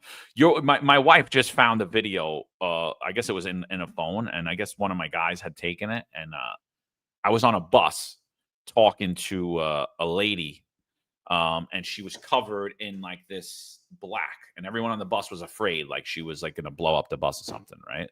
She was just wearing all black, couldn't see a face, couldn't see anything. And my wife says to me, "You weren't scared that the bus was going to blow up?" I'm like, well, I had to find out what the hell was going on. It's the last thing in my head, right? Like I got everybody off the bus and I went in to see what the hell was going on. What was I supposed to do? I'm a cop. That's my job. She's like, yeah, but you weren't even afraid at all. Like your hands weren't shaking. I'm like, that's my job, is to go on heads on, to go on with danger. Like, why would I be scared? And that's, it's the same thing when you go to a burglary. It's the same thing when you go to a robbery. It's the same thing when you go to a rape. It's the same thing when you're looking for a wanted felon who's known to carry a firearm, right? Like, is the danger there? Is your life at risk? Yeah, it's there. Yeah, it's there. Is it? Could you tell? Could you look at my hand and see it shake? No. Could you tell in the tone of my voice? No. There's a fear there. Yeah, there's definitely a fear there. But we go ahead, and you saw what we heard is a cop laid down, said, take everything off me, and then let them take his gun. And like Eric said, he would do anything to not get that gun taken. And why, Eric? Because you know that more than likely they're going to take that gun and kill you. But he just was like, I just don't want to get hurt. Take it. Do whatever you want to me. That was basically the mindset. And again, DEI is a racist policy. Somebody said it on here, and Ron, by the way, the mass exodus, the attrition, that's all not organic. That didn't happen by accident. This is actually a politically created crisis that's happening inside the NYPD. Why? Because of the DEI agenda. Because how they weaponize the mandate to meet the DEI agenda. I mean, like, we could talk. I watched the episode. I watched it, and I totally disagreed with everything you said. There was a race-based approach to the hiring. There is a race-based approach to the promotions. There is a race and gender-based approach to meeting that psychological exam. When you look at who disproportionately gets psyched off the job, doesn't get the opportunity to become a New York City police officer, never gets that second chance, and never gets that override, who's it going to be? I'm going to tell you. It's going to be male whites with an athletic fit who are educated. That's who it's going to be. That's who it's going to be. And I don't even need the data to back that up, because I know it. I know it from the people I talk to. I know from all of the things I've seen.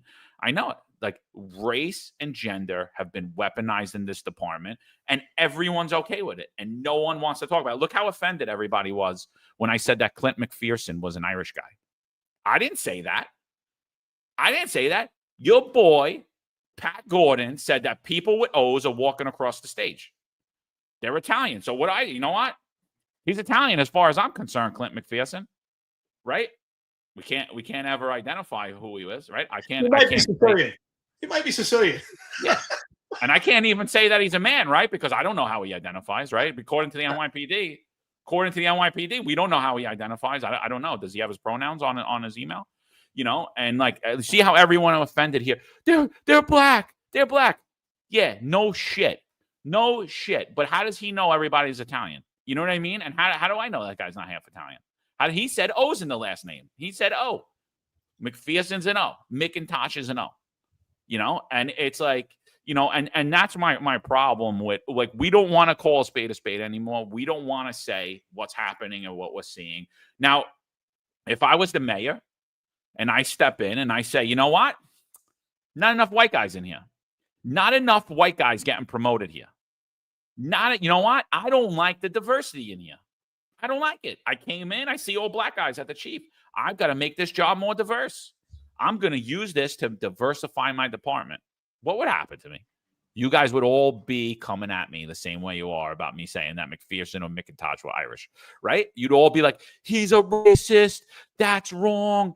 That's awful. You're a horrible person. You're a sexist. You're this. You're that. But you have no problem when it's being said about you. None. You know what? Poor Rob. You know what? Rob Lukash, if you're still watching, you and Ron are probably going to have to do an episode in response to me and John. Because, you know how we had Impact versus FTU? This is going to be the executive perspective with Ron Lacey versus John and Eric. Because I'm going to push back again.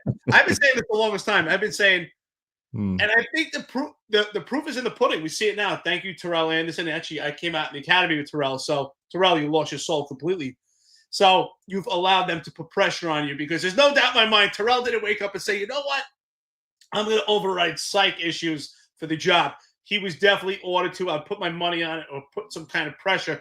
Terrell, you know it. You gave up your soul, brother. Because if you could look back when we went to the academy in 2004, if you could see yourself now, would you say, wow, would I actually get to this point? And I said it a long time ago. If you show any signs of being an alpha white male or alpha white female, you're not getting the job.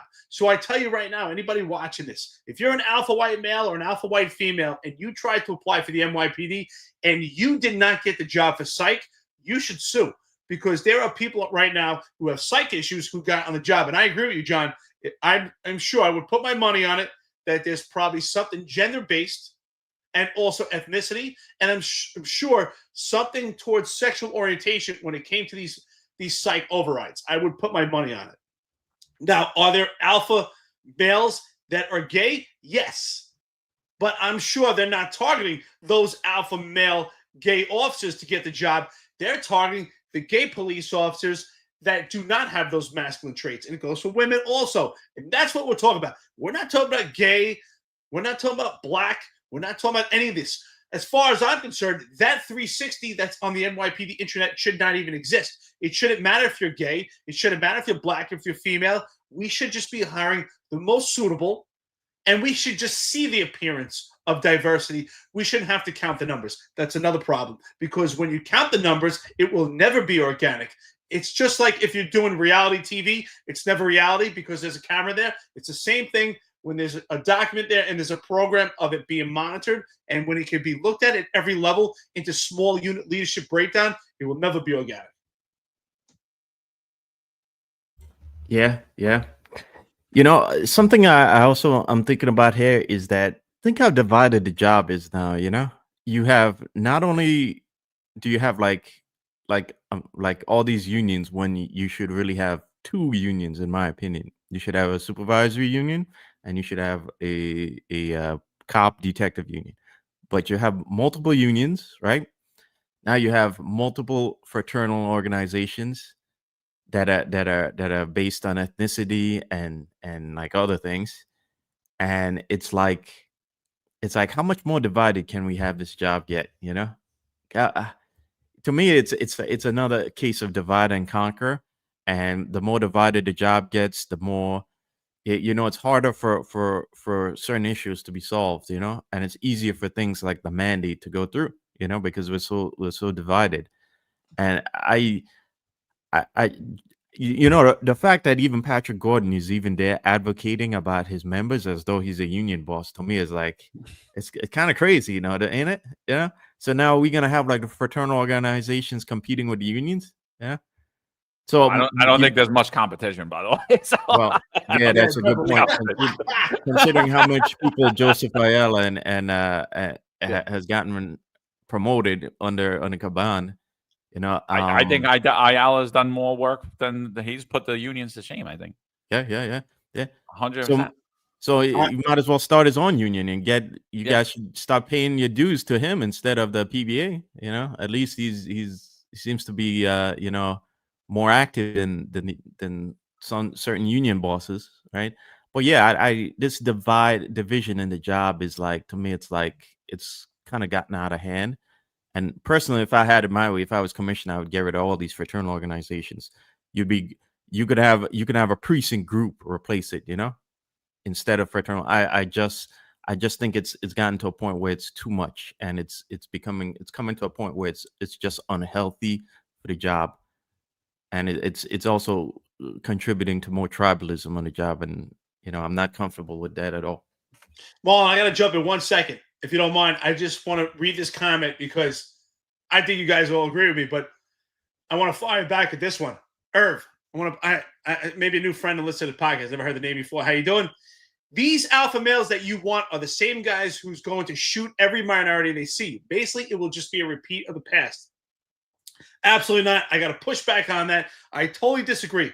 I think if you have alpha males and alpha females, you actually have less shootings than have right now. And this idea that they're shooting minorities at this high rate is absolutely farce. I think our friend Mike Simonelli has a book actually just completely debunked that. That's a complete lie that has been fed to the public. If you had this police officer was an alpha, if this police officer that was robbed off duty had the alpha masculine traits I believe this police officer needed, then his firearm would not have been taken. That firearm could have been used to kill that cop and to kill someone else. And if we have an alpha male and alpha female, that's a deterrent. We need deterrence in policing because that's what we need to keep the public. And I'm also a firm believer. I used to say this. If you have alpha males and alpha females that are confident in their abilities, they're working out, they train, they have been pressure tested, they have been in tussles before, they're less likely to use that firearm than someone who's meek, timid, and docile, and where that firearm would be their first attribute to utilize because they're meek, timid, and docile. And they lack those traits you need to actually have hand-to-hand combat, or they're just that deterrent and that presence. And back to what Marlon said, having that mindset, and what I always say, having that grit. So I completely have to push back. I think that is just complete. I honestly don't agree with it all.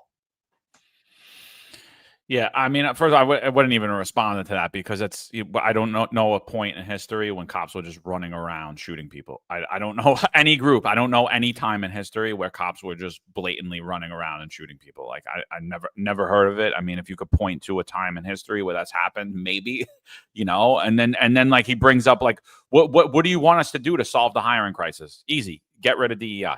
DEI has no business in anywhere in our society, especially in law enforcement. Get rid of it. Bring back equal opportunity for everyone. Stop bringing in this tribalist mindset because it's literally the stupidest mindset. Even with Patrick Gordon, like I wasn't in with the Italians. Everything's Italian. I wasn't in with the Columbia Association or any Italians that were ever in power. I wasn't. You know what I mean? And that just shows it's really just group. It's just breaking us into all these tribes. The time when all of the height of the stupid implicit bias training and all that stuff. My sister was telling me a story that she had to go to implicit bias training, and she's like sitting there. And my sister's very smart, but she's a good heart, big heart. One of my sisters, and she told me like she was crying in the training because one of her friends who lives on Staten Island is Puerto Rican said that when she moved to Staten Island that her neighbors scraped into her car, move away, a word that rhymes with slick. I'm trying to make a concerted effort not to curse here or use racial slurs, and I was like, and I'm just looking at her and I was like, first of all, I don't believe that happened. I don't believe that story at all. I said, but I'm going to tell you a little story about, I was like, but I said, if it did, I'm like, and if she was my neighbor, they'd have a big problem, whoever did that. I said, and most of the people on my block would have a big problem with whoever did that, and they wouldn't feel comfortable living on our block. I was like, and so I was like, do you think you've never been judged? She's like, not like that. And I was like, well, I'll tell you a little story about a little kid named John who grew up in Bensonhurst, right? And he was Italian, but he wasn't like all the other Italian kids because his parents weren't off the boat, right? John's parents was second generation here, not first generation. And guess what? John didn't speak Italian like the other Italians, right? And I'm like, and I was like, and so you put me in this group of people who I look like, and we all sound like each other, and we talk, right? And we go to the same schools, and we're from the same socioeconomic background. And man, you know what? Screw that, because we weren't even from the same socioeconomic background. They probably had more money than I did, and all these other factors. And I was like, and you think those people weren't judging me? You're out of your mind. You're going to be, you could take all of the people, blonde hair, blue eyes, and their parents are all make the same amount of money, and they went to the same school, and they have the same faith, and you could see about 8 million differences between each individual person. And it's the stupidest mindset ever. Treat the individual as a minority, because that's what it is. And that's what we've gotten away from in society, but most notably in law enforcement. But you have to keep the standards high, because when you don't keep the standards high, they're not keeping you see, what do you see now? You see cops can't even keep themselves safe. The majority of cops can't keep themselves safe. How are they helping you? How are they helping you? The majority of cops I see when I'm in New York City, I'm like, if I call 911 and this person shows up, I'm never calling 911 again. Never again. Because I know that they can't help me. There's nothing that they could do to help me. We talked also about the product that the NYPD offers, you know. And again, going back to John's point, like, I'm a resident now, you know. I'm a civilian. I'm still a resident of New York, and you know, when I call if I have to call 911, I expect the best product to come and help me. You know, I don't, I don't care what color it is or who's driving the RMP. It doesn't, because the bottom line is who's better prepared to save me. Okay, and that's why we need a product that's based on meritocracy. You know, so that we get the best out of the NYPD. You know, I don't want to call if I'm getting robbed at gunpoint. Okay, it doesn't make me happy that the cop that's coming to help me. I don't care if he's black. Okay, I care if he or she can do the job properly, and that's what you want. Okay, otherwise those of you who are also residents here, otherwise, if you don't want that and you still have property in the city, I mean, it's kind of like to me, it's like going to the grocery, right? And you're gonna buy the stale product that's on the shelf. You know, is that what you want? When we go to buy products from a grocery, we go to buy food, we want something that's the best quality there. You know, otherwise you're gonna feel it. And it's the same thing. It's the same thing here. If we don't get the best NYPD we can get, you're a resident, you have family here, you have property here, you're going to see the ramifications of that in your community. And especially if you have, God forbid, you have to call 911 for help. I gotta laugh, by the way. Rob Lucash, my brother, he says, at Ron Layson, Eric's back for one day and he gives us homework already. LOL. But back to your point, Marlon. You know, I agree, and I think that John and I really explored that when we did a podcast talking about Tanya Meisenholder and her take on DEI and how the department needs to change for the better. And what does she say? And according to what she's saying, it's almost like, if you called 911, you'd be like, oh my God. If you called 911, oh my God, I got robbed. And 2 police officers responded like, whoo, thank God I got a black female. And excuse me, you're gay? Oh my God. And you're gay? Thank God my world is saved today. Forget about the fact that I was robbed, but I got the right 2 cops because you're gay and you're a black female. I'm good. And that's right. And that's kind of the way that she's trying to direct our attention. Like, that should make it better. You should really care about sexual orientation. And the reality is, most people, when they call 911, if they're in that of an astronomical situation, they don't even remember what the cops look like. They don't get the cops' names. They think all the cops look alike because they're in a moment of despair. It's the worst day of their lives, and they just call for help. And that's the reality. Any one of our friends or listeners, if you're active or retired, in any form of law enforcement, you know exactly what I'm talking about. When you're dealing with someone who's in total despair, they don't know who they're talking to. They just want help. They don't care if you're gay. They don't care if you're a woman. They don't care if you're black. They don't care if you're white. What they see is, someone went back to this earlier, talking about color. They see blue, and that's your color. Your color is blue, representing law enforcement and helping someone that's in front of you. No one could care what your sexual orientation is, what your background is. We want to know that, hey, according to what we feel about the NYPD, that you have the presence. We want to see police officers that have that presence, that mindset, that you're ready to tackle the job, that you're going to find this perpetrator, that you're going to respond with confidence and competence, and that you're capable to actually help this person. And they feel safe when you're around. They could care less what you look like. They want to know that in that color blue, in that uniform, that you're prepared to do the job, that you passed an agility test, that you actually met the standards to be a police officer, that you actually know the law, and you also have that grit and you have that inner core, that a spirit to core to actually be a police officer. That's what they want. Years ago, right, people, which we would see movies where people would be, even horror movies, and they see a cop and they feel safe. Do people feel that way today? If you're, God forbid, you're walking at 3 a.m. and some woman is being stalked by a potential perpetrator and she sees a cop, is she going to feel safe because she's a cop? Or what Tanya Meisenholder wants, oh, I don't feel safe until I see a gay cop. Well, I don't feel safe until I see a woman cop. These are complete lies. What they see is someone in uniform and someone who can protect them. Yeah. If I may, John, Yeah, go ahead. stay to your point. Stay trained up. This is no longer the 1970s, the 1990s, the 1960s, or the 1950s. Okay, we're dealing with the present. We can't go back in time and correct the problems of the past. We're dealing with the present here. Okay, and we shouldn't approach the present with a mentality from the 1970s or 1990s. Okay, so that's like, to me, that's like a ridiculous point. But again, to DEI now, to me, DEI is an acceptance of to me, it's like a marketing term. It's marketing to accept a diminished product. Okay, it's like if I'm going to sell you a hoopty and I painted I put a fresh coat of paint on it, is it still not a hoopty? Okay, should you accept a diminished product because now it's it's a first of its kind? Yeah, no, we want the best product that we can get. We want the best version of the NYPD we can get, and the only way to do that is through a meritocracy and not through tribalism.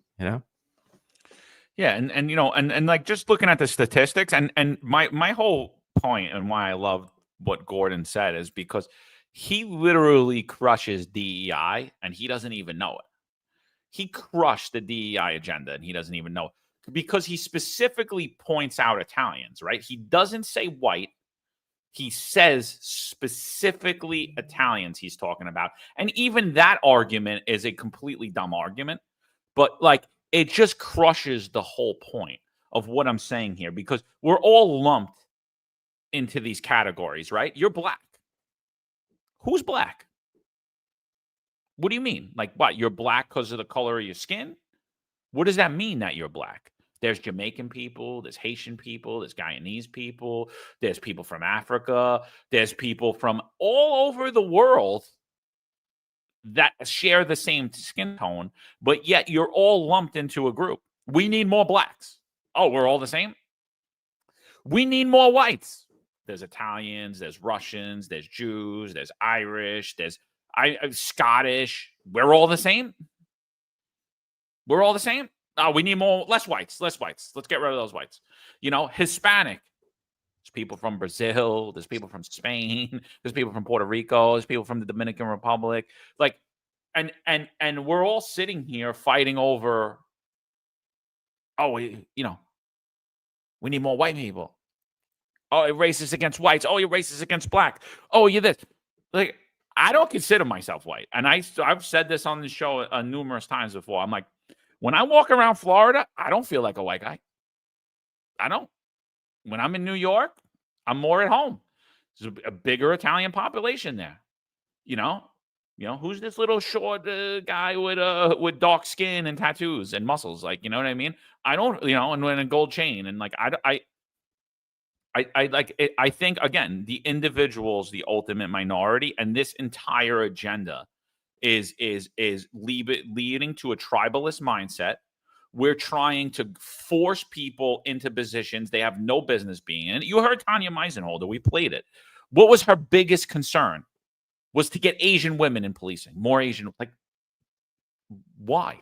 If more Asian women want to be cops, and there's barriers there, and you want to alleviate those barriers, you want to see what that is, or you want to help them, maybe we could talk about. I don't even like the alleviate barrier term. I like more of help them to pass that test, help them to get physically fit, help them to understand what the job is, recruit towards them. But like, it's the dumbest ideology ever. Do you guys remember the FDNY test that got thrown out because it was racist? So like the basis of why the Guardians and I think they're the Guardians in the FDNY, why they sued is they said that disproportionately the people that passed the fire department exam were overwhelmingly white, and people that failed it disproportionately were overwhelmingly black. Right? And so that was the basis of why they threw that exam out. And I'm like, they just deemed it racist just based on sheer number alone.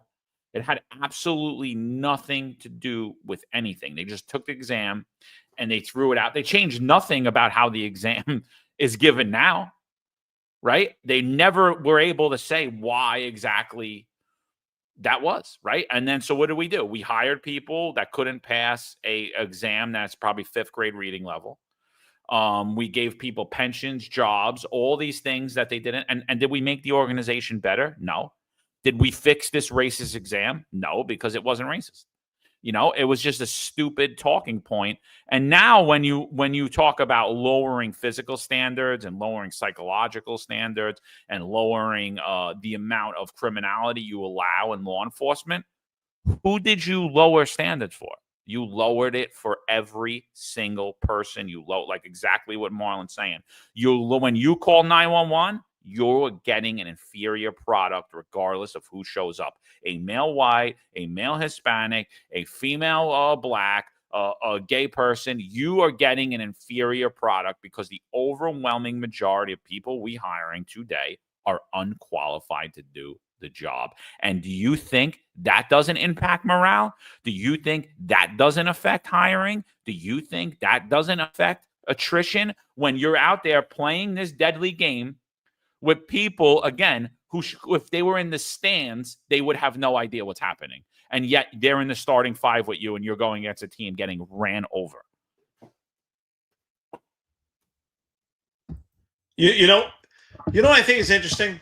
I think how DEI is completely infected and it has been injected into policing where lives are on the line, where we need the most suitable and the best people to do this job to protect communities, to keep people safe. And yet, we don't have a DEI infection in sports where lives aren't on the line. It's just about entertainment. Could you imagine we said going forward that we need a DEI movement in the NBA? How that would change. Is anybody having that conversation? You know what? Let's change the face of the Knicks. We need to get more gay members in the Knicks. We need more females. We need people that are under 5'5" to be a part of the Knicks, to be a part of the NBA. We don't see it even in policing. And when it comes to sports, we have a lot of athletic teams in the NYPD and law enforcement agencies throughout the entire country, and they compete against each other. They compete in basketball. And I'm sure we don't have a DEI infection when it comes to the NYPD basketball team. Let's say if they're going to play a team in LA, are we going to send 2 females, 5'5", someone who has got a disability? And are we going to have a DEI movement into that? I guarantee we're going to send 5 giant police officers. Well, actually, we need more than 5, right? Subs. But let's say the team is 10. We're going to send 10 police officers that are probably about 6'3" or better or bigger.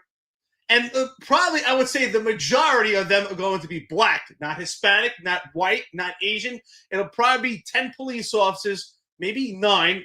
9 out of 10 will be black. There'll be that one outlier, that one white police officer who's about 6'8". And those will be the 10 police officers representing the NYPD at a basketball game. Does anybody disagree with me? I guarantee there's no DEI movement in that. Absolutely. Great point, Eric. And Nick's Street Talk says, he says, we need more Chinese basketball players. Yeah. Can you imagine if the NBA said, you know what? every team, we need more, we need more, say, Chinese guys there. We need more so-and-so guys. And we basically need, we need to diminish the quality of the product, but instead of being competitive, right? That would never happen. But what I don't understand is why this city wants to diminish the quality of the product. Because again, as I've mentioned a couple of times, this city is in competition with other cities for young people. Okay, if you diminish the quality of the product, you're diminishing the quality of life in the city. And if the quality of life is not competitive with other cities, then you're not going to attract capital. You're not going to attract young people. You're not going to have a city that's moving ahead in the future. You're going to have a city that's continue hemorrhaging people and hemorrhaging businesses. So this competition also works in terms of police departments and cities and regions. And if your police department is you're getting a diminished police department, the most qualified candidates aren't going to come here, because the most qualified candidates have, they're much more quick. They'll be much more quickly recruited by departments that have more transparency and a better, just a better overall quality, and that affects your city too. So it's just something to think about. But it's a great point that Eric made. Yeah, no, absolutely. So, and then let's talk about, so Boulder, Colorado, targeted terrorist attack. Person uses a makeshift flamethrower and Molotov cocktails, throws it at a group of elderly Jewish citizens, injuring, I believe, I'm not sure the exact injuries that happened, but clear as day, terrorist attack. FBI, an hour prior to this press conference, declared it a targeted terrorist attack. The governor of Colorado declared it a targeted terrorist attack. So it was on video, and the person said it. So, when we talk about DEI and we talk about a lowered product, and we look at police chiefs, since the inception of DEI across law enforcement in blue cities, we've seen disproportionately white men push this racist ideology, right? And what type of men? Men like this guy, completely ballless. I believe for you to be a police chief, a white police chief in New York City, to attain the highest ranks, you have to have been neutered. You have to not be a man. You have to not have a brain. You have to just do exactly what you're told to do and what you're said to say. Now, you might be tough. You might be able to fight. You might be all that. But you have no moral integrity. You have no spine. You might be a big guy. You might have muscles, but you have no spine. You have no balls. And listen to this police chief. Listen to this is what happens with this agenda, with this diversity. He's a diversity, equity, inclusion chief. He's a DEI hire. This is DEI. This is law enforcement. Listen to him. He's more scared of offending people than figuring out what happened, or even worried about putting out the proper message for his department. Listen to this guy. This is immediately after people are flamethrowers used against them, and someone's throwing a Molotov cocktail at them saying "Free Palestine." He's so scared to offend anybody that he's listen to this. Listen to this. Good afternoon, everyone. As Dion said, my name is Stephen Redfern. I serve as the police chief here in Boulder, Colorado. Today, I'm here to give you very preliminary information about an attack that occurred here in downtown Boulder at about 1:26 p.m. today. At that time, Boulder dispatch received several calls to the county courthouse located at 1325 Pearl Street here in Boulder. The initial callers indicated that there was a man with a weapon and that people were being set on fire. The initial response by our officers, we were on scene very quickly. When we arrived, we encountered multiple victims that were injured with injuries consistent with burns and other injuries. While our officers and paramedics and fire department personnel got those victims quickly to the hospital, our officers were pointed out, a suspect was pointed out to our officers on the scene. Our officers immediately encountered that suspect who was taken into custody without incident. That suspect, who I'm not able to ID at this time, was taken to the hospital with some minor injuries as well. And there's a lot more we're investigating right now before I'm able to release information on that person. The scene itself is contained, but we have a large area here in downtown Boulder closed off right now. Businesses have been closed, and we have asked people to avoid the area. This area is not safe yet. We're dealing with a vehicle of interest. We're dealing with a large area that we are making sure it's safe before we allow people to come back into the scene. If your vehicle is here in the several block perimeter that we have, please follow our social media. We will announce when the roads are open and people can retrieve their vehicle as well. I appreciate everyone's patience as we work through this complex scene. What I will say lastly is this was a beautiful Sunday afternoon in downtown Boulder on Pearl Street, and this act is unacceptable. I hope you'll join me this evening as we're working through this investigation. We are working, I just came from the command post. We've got dozens and dozens of people here, our state, local, and federal partners working through this to figure out exactly what happened. I ask for a little bit of patience as we do that, but also I ask that you join me in thinking about our victims, the families of those victims, and everyone involved in this tragedy. Our hearts go out to them, and we are going to do everything we can to work as hard as we can throughout the evening to provide more information and get answers for everyone. With that, as I stated, it would be irresponsible for me to speculate right now on motive and other things. I will take maybe a handful of questions, but then I've got to go back to a briefing. I had a quick one. Yes, Sean. Was an actual protest going on when this occurred? Were a group of people gathered and were words said that would indicate this had anything at all to do with that protest? So what I will tell you, on Pearl Street, it's a walking pedestrian mall downtown here. There was a lot of people out. Very beautiful day. There was a group of pro-Israel people that were there in a peaceful demonstration. I wouldn't even call it a protest. I believe that happens frequently down here. They were there in that area. We are looking and actively interviewing victims and witnesses to determine if that group was targeted or others, and we just don't have those answers yet. Those are things we hope to be able to provide you later this evening. FBI is already calling it a targeted terror attack. Mm-hmm. Would you also refer to it as a terror attack? So I've been in contact with our local FBI multiple times. We are in contact with them here. We are not calling it a terror attack at this point. Again, it's way too early to speculate motive. I know there's a lot out there on social media, but I ask people just to give us a little bit of patience while we work through a really complex scene. A lot of witnesses were here. We've taken them to another location to debrief them and interview them. As we do that, I think the picture will become more clear. But it would be irresponsible for me to speculate on motive this early on. We're only a couple hours into this thing. What do you think? What do you think about Eric? Does he exude confidence to you? Is this a great product? Are you confident in his ability to lead? I think we should call this DEI should now be diversity, equity, and incision, because clearly there was an incision into his balls and they cut him off. Rob Lucas says it here. He's ballless, just want to keep his job, didn't care about the incident or victims. What he's saying here is absolutely nothing. He's so afraid and so careful as he walks on eggshells to make sure he doesn't insult the protesters.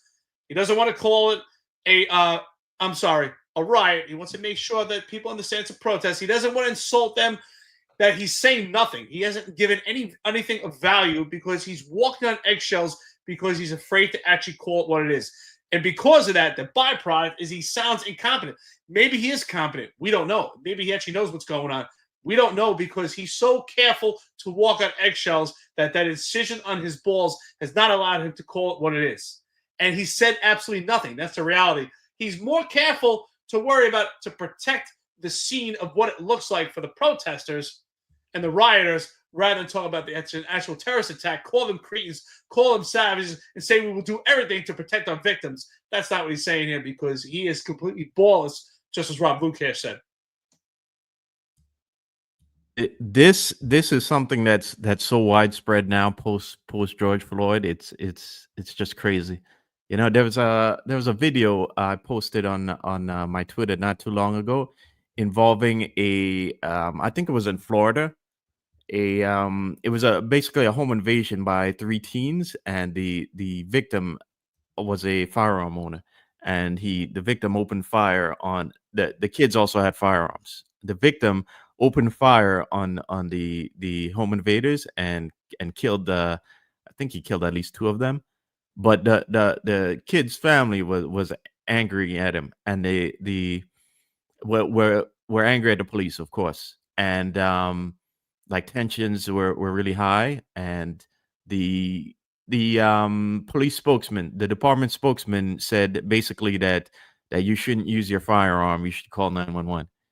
So we're seeing this mentality of police chiefs so terrified of potential riots in the post George Floyd that they're willing to go along with the progressive narratives and the whatever the mob wants. They're going to try and appease them in hopes that they won't get a riot after. And it's just crazy how much this how much this mentality is spread throughout the country now. You know, we're getting like ballless chiefs all over who they'll do anything right now to just because they're so afraid of losing their job or afraid of a riot breaking out. He's so careful, right, Marlon? He's like walking on eggshells, and he comes off so nervous. He's afraid to actually call it. And Ron made a good point, Ron Lacey. He's afraid to even call it a protest, right? He's even afraid to just call it a protest. He's so careful that he's not calling it what it is. But I have to read this comment before you go, John, because it's hysterical. I think it came from TC. Hysterical. Oh, TC said Chief would describe the purpose of goat attracted man.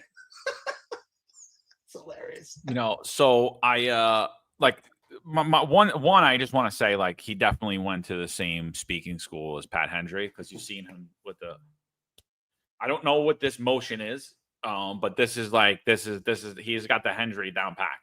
I don't know what we're doing. Please don't come after me, John. It's please don't come after me. Don't ask me a question. I'm not prepared. I have no idea what I'm saying or what I'm talking about.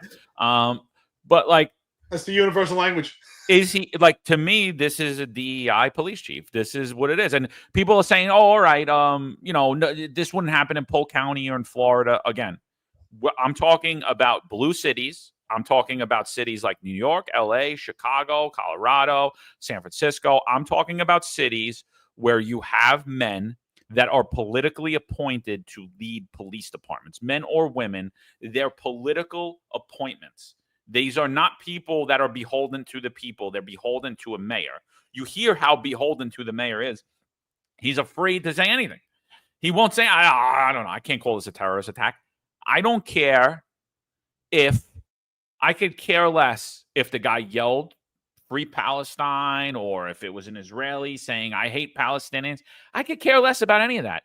The guy took a flamethrower, targeted a group of people, started burning them and throwing Molotov cocktails. At this time, it appears to be a terrorist attack. I mean, how hard is that? At this time, this appears to be a targeted terrorist attack. Like, whether it's an act of domestic terror, whether it's an act of overseas terrorism, it doesn't matter. This is an act. I would think that a cop could sit there and say that taking a flamethrower to a group of people and throwing Molotov cocktails at them is an act of terrorism.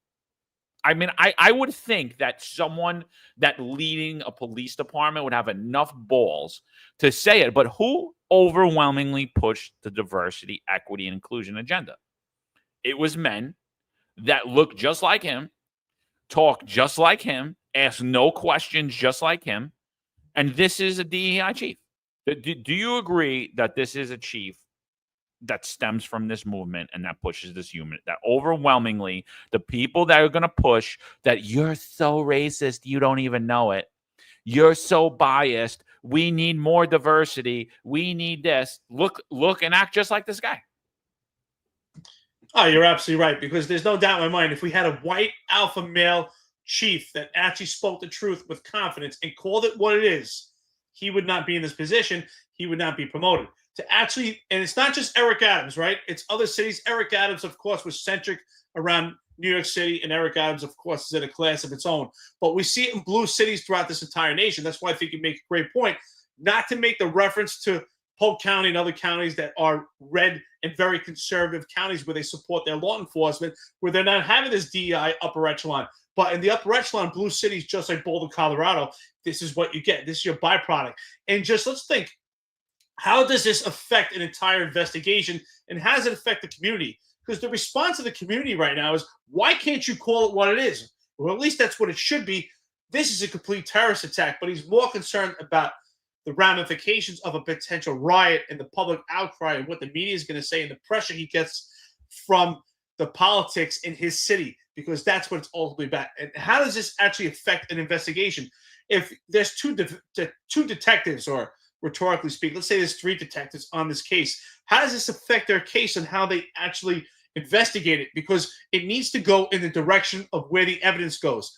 Marlon, you were a detective. We need to investigate this and wherever the evidence leads us. And there may be some political pressure that, hey, when you're doing this investigation, make sure that you stop here or stop there or where it curbs, because we don't want to offend certain people. And that affects an investigation, and it ultimately affects the community and their ultimate safety, because we're worried about who we're going to offend, or is there going to be a riot? And the answer should be, the response should be, this is a terrorist attack. We're going to respond. Anyone that is responsible or acted in concert in this attack will be arrested, will be held accountable. And if you want to riot, so be it. We'll respond to that as well. But that's not what we're hearing.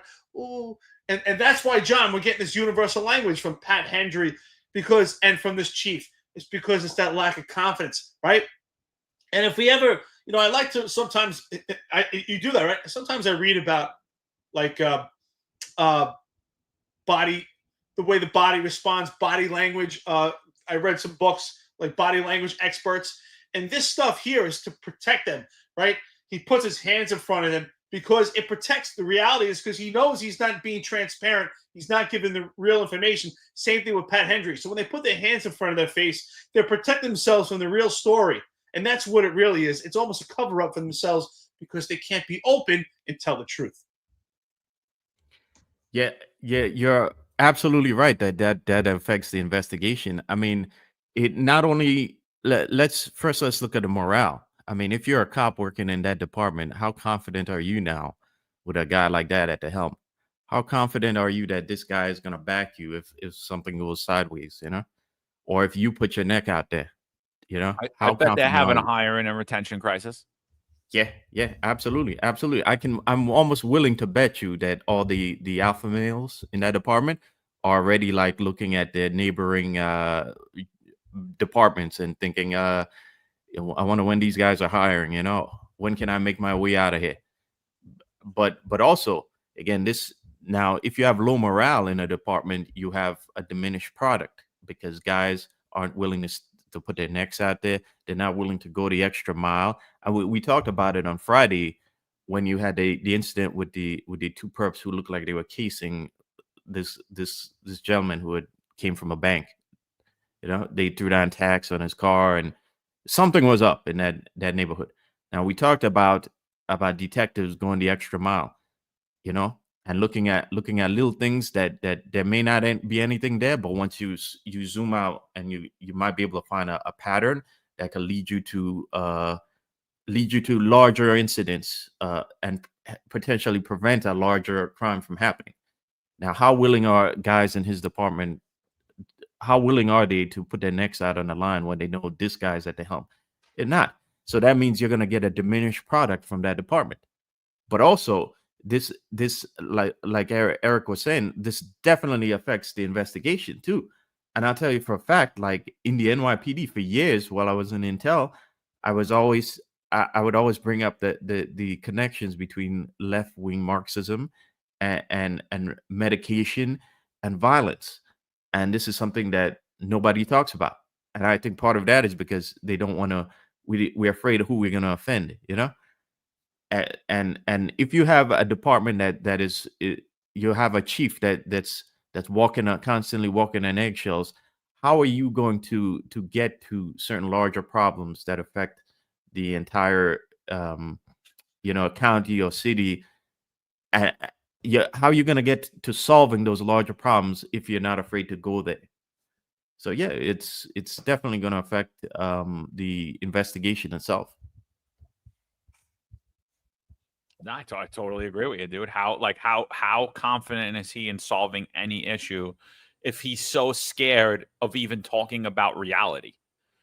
Like, he's afraid. It's like, what are you afraid of, dude? You know, Chief Lukash says it. He says, I didn't get permission to say it was a terrorist attack from the mayor yet. I'm waiting on permission. He was so afraid. It was ridiculous. Like, the guy is walking on eggshells, and he how is he making a decision? How is he standing up for you? I mean, no, I mean, you know, when we talk about that, and that's what's happening in the NYPD. You see weak leadership. I don't care that the guy's a tyrant. I could care less that the guy's competent and he's a tyrant. You know, and he'll come in and he'll talk to you like crap. When he's in front of the cameras, if he looks like that, horrible, spineless individual. That is the majority of the NYPD. I'm sorry. In order for you to succeed in the NYPD, especially as a white man, but overall, I don't care what color you are or what your ethnicity is, that is the personality you have to have. If you do not have that personality in a blue city, you are not going ahead. You are not going ahead in that police department. If you're not, I'm going to do everything I'm told. I'm never going to ask a question, and I'm going to be scared of my own shadow to even, if I have to warp reality, right? Because that's what he's worried about ultimately. Like, you see him. He's like, oh, do I have to spin this a different way in the media? Do I have to put a political agenda on this? Could I just not say what happened? Oh, like some crazy nut took a makeshift flamethrower and burned a group of people. Yeah, it looks like a targeted terrorist attack to me. That's all I know at this time. Do I know ultimately his motive? Do I know if he's just a psycho or whatever? No, I don't know. But I know that the FBI just declared it an hour ago, declared it a targeted terrorist attack. And I'm still afraid to say it's a targeted terrorist attack. It's like, this is what they want. So if that's your leadership, right? Right. If that's your leadership, I mean, it doesn't matter what your rank and file's made up of, you know, and I think Alexander the Great said it, right? I'd rather have a lion. I'd rather have a lion with an army of sheep than an army of lions led by a sheep. And law enforcement, big blue cities, we're led by sheep. I think first of all, you're spot on. I love that quote, by the way. That's a great quote. It's absolutely true. Because leadership is the most important thing, the most important, invaluable tool for an organization to thrive. And we see them crumble because it's weak leadership. But that's exactly what these politics want. That's what these politicians want in their blue cities. So Rob Lukash, you're spot on. That's exactly what's going on. You can almost see the mayor holding his pocket. It's like, you know, can I call it a terrorist attack? Can I say it was someone that was pro-Palestine? Can I say it this? Whatever it was. Does it really matter? And even if you're wrong, it wasn't a terrorist attack. It was just some EDP. Who cares? The bottom line is, at this time, what we see, based on what we had today, we had a protest, a pro-Israel protest. We believe it's a terrorist attack, and we'll find these savages, and wherever this investigation leads us, we will make those apprehensions, and we are going to do what we have to do to protect our city. Our police officers are out there. They're on the job. They're taking care of you, keeping it safe. That's not what he's saying. He was walking on complete eggshells, and that's why you get this universal language where he sounds completely incompetent. And I used to always say, competence breeds confidence. But when you're unsure of what you can say because you're being micromanaged in this political scope in these blue cities, that's what you get. And it leads to incompetence. And it shows the lack of confidence because you're not confident what you can say, because you're playing the game of the tightrope of who do I have to appease? Who do I have to pander to? Because it's not organic about what happened. It's about you walking that tightrope and you playing the game so that you can move up a rank. So anybody else in the upper echelon of the NYPD, take note and watch that. Do you want that to be you? Do you want to see yourself on camera as you completely gaslight and lie to the community that whether it's a terrorist attack or not? You know damn well you don't need to be a chief or a full-fledged investigator. You can be just a Joe Schmo. Anyone on the street can tell you that's a terrorist attack. So let's stop lying to the people. But that's what we're getting, because completely the politics are holding his pocket. So he sounds like a complete bum, and he sounds like an idiot. We don't know. The reality, he could be super intelligent. He could be a strong guy. We don't know. But that's exactly right, John. The role that he's playing on camera is the role to pander to his politicians, and that means an inferior product. What you were saying earlier, Marlon, that's what we get. And Franco says it here: blue cities are always led by inferior, insecure buffoons. He sounded like a complete buffoon because the politicians hold his pocket. He doesn't know what he could say. Stephen S., shout out to you. You love this, Marlon. Cactus to how do you say it again? Cacistocracy? How do you say that? I don't even know how to say that. Cacistocracy. That's it. Whatever. It's basically an idiocracy. Strikes again. That's exactly what it is. And it's universal. And it's just completely destroying this country. That's the product that we get. It's an inferior product. It's a terrible product. It's terrible leadership. And exactly what you said. I don't have the numbers now, but I can tell you what, after this podcast, I'm going to look up what the numbers are in Boulder. And I'm sure they're probably having a recruitment problem. I'm sure they have a retention problem. There's no doubt in my mind because of politicians that are leading this chief. That chief looks like an idiot because of that. I mean, he's like, oh. And let me get out of here before the questions, the real questions come. And that's what we get. That's what we get. Thank you to Blue Cities. Yeah. And I'll bring up another point. What I think, if you have a chief like that who's again, he's pandering and he's walking on eggshells, what is he going to expect of his other supervisors and his other chiefs in the department? He is going to micromanage them because he's afraid. He wants them to do the same thing, and he's afraid of them getting out of line. So what does this all lead to? This all leads to more centralization in police departments and less autonomy and decision making at the lower ranks. And here's what's even worse. Now, how do you maintain that centralization in especially in these large departments like the NYPD? Well, you're bringing more AI, you're bringing more surveillance. And that is something that's even worse because now it's going to affect the entire city too. So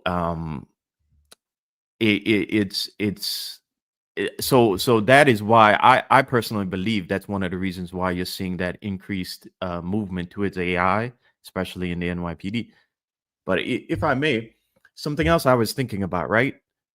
I thought that we would have gone past these things, with the election, with the presidential election. And that's one of my biggest disappointments that this is still going on, especially in the blue cities, right? And blue states. And one of my biggest fears right now is that we're heading towards a balkanized America. And by balkanization, I mean like balkanization is when you break down a multi kind of like a multi-ethnic country into like tribal regions, right?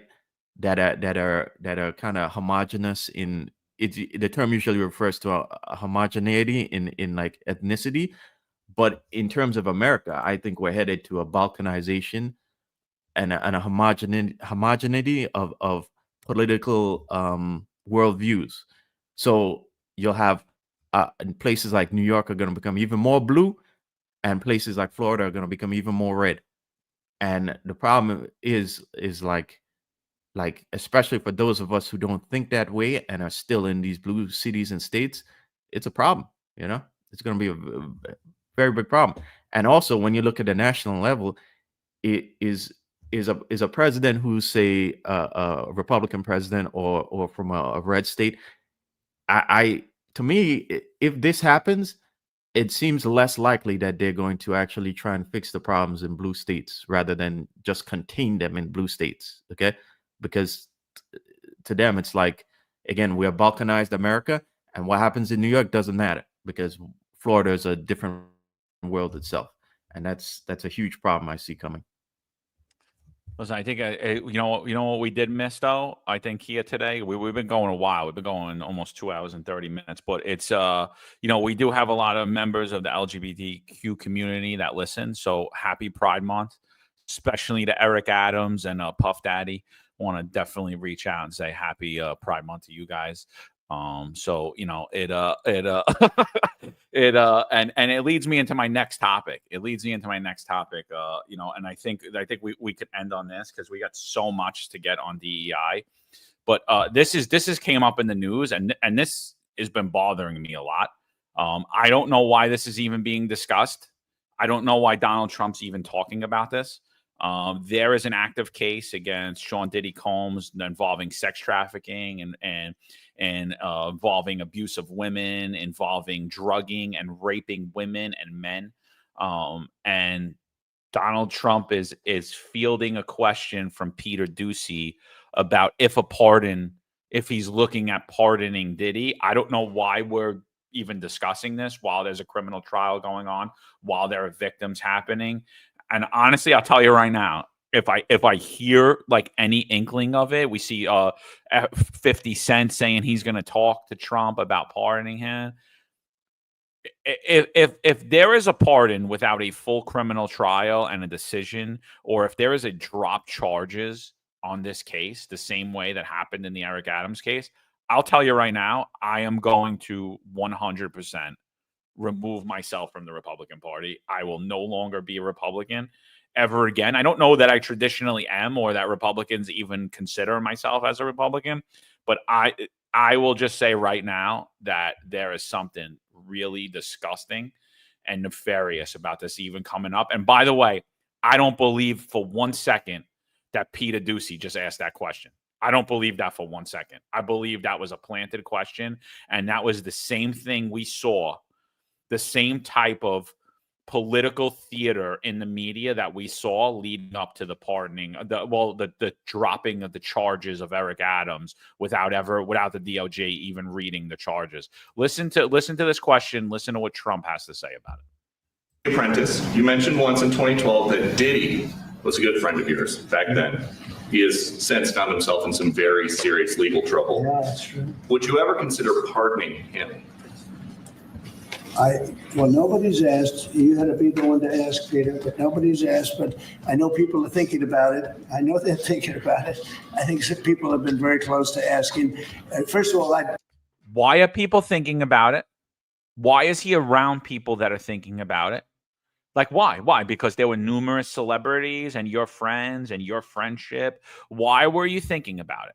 Like, that's the first. Why are they thinking about it? Why do you even think that they're thinking about it?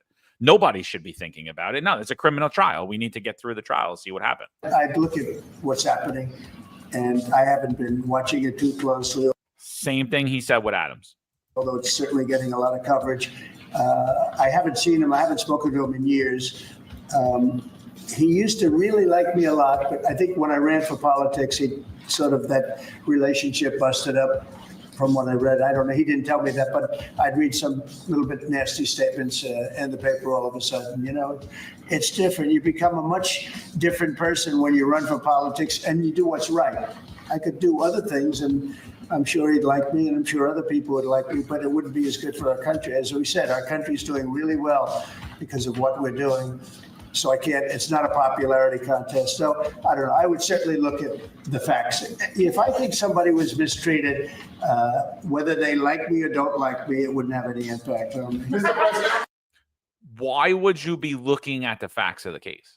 Like, why are you even looking at it? Like, it to me, this is disgusting. Like, what are your thoughts about that? I think that there's no doubt in my mind. I saw this. I said, we've been here before. It's like complete deja vu when it comes to Eric Adams. They're planting the seed right now and trying to normalize this thing. That's exactly, I think this is completely prepped. I think this reporter already prepped asking this question. I think Donald Trump was already prepared for it. But there's a lot of information here that's telling in this conversation. We said, well, there's people here that want to know what's going on with it. And there's people here that pretty much support him, and there's friends of him.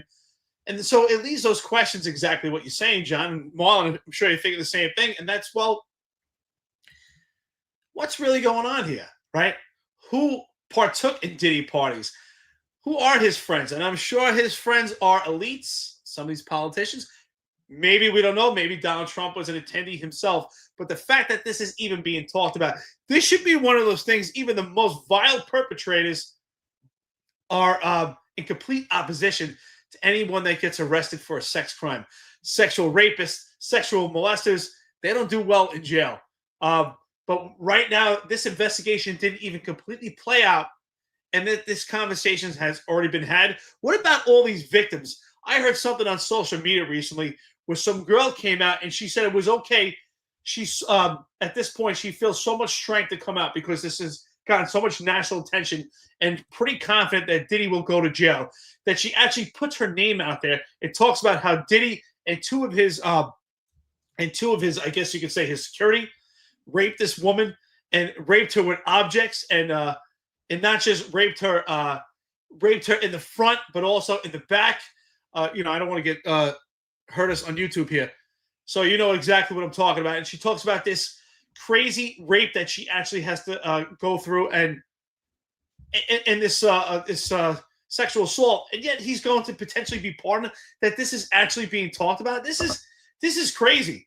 I mean, and I always say, if you're going to pardon someone, we have to say, okay, why are they getting this pardon? What contribution did they give to society? Because giving someone a pardon is saying that they're completely free of their charges and there's no record of it. And it's almost, to actually at this point, I mean, it's alarming, the evidence we hear. It's overwhelming at this point. It does appear that the overwhelming majority appears to propound the evidence shows that there is some guilt there. And he's potentially facing a life in jail. And for Donald Trump to talk about a pardon, what do we say to those women that are out there that are victims, or men also that are victims of sexual incidents? This is crazy. This is just crazy what's going on here. And John, I agree. I'm very disappointed. I voted for Donald Trump too, but at this point, I'm not happy with what I'm seeing. I'm not. And if this goes through, I'll denounce my support for Trump, to be honest. Yeah. Think of what that's telling women out there. Is the Republican Party not trying to get women voters for the midterms? What Trump is doing here. I said it in the chat that this is pre-programming, right? He's dropping seeds so to see how they play over in the media and how the public, will view it. And if you ever seen that movie with Inception with DiCaprio, somebody mentions in the chat, where they go into your mind and they drop like hints, and so that when you'll subliminally react in a way that they want. This is what's happening right now, and it happened I guess over a year now with Eric Adams.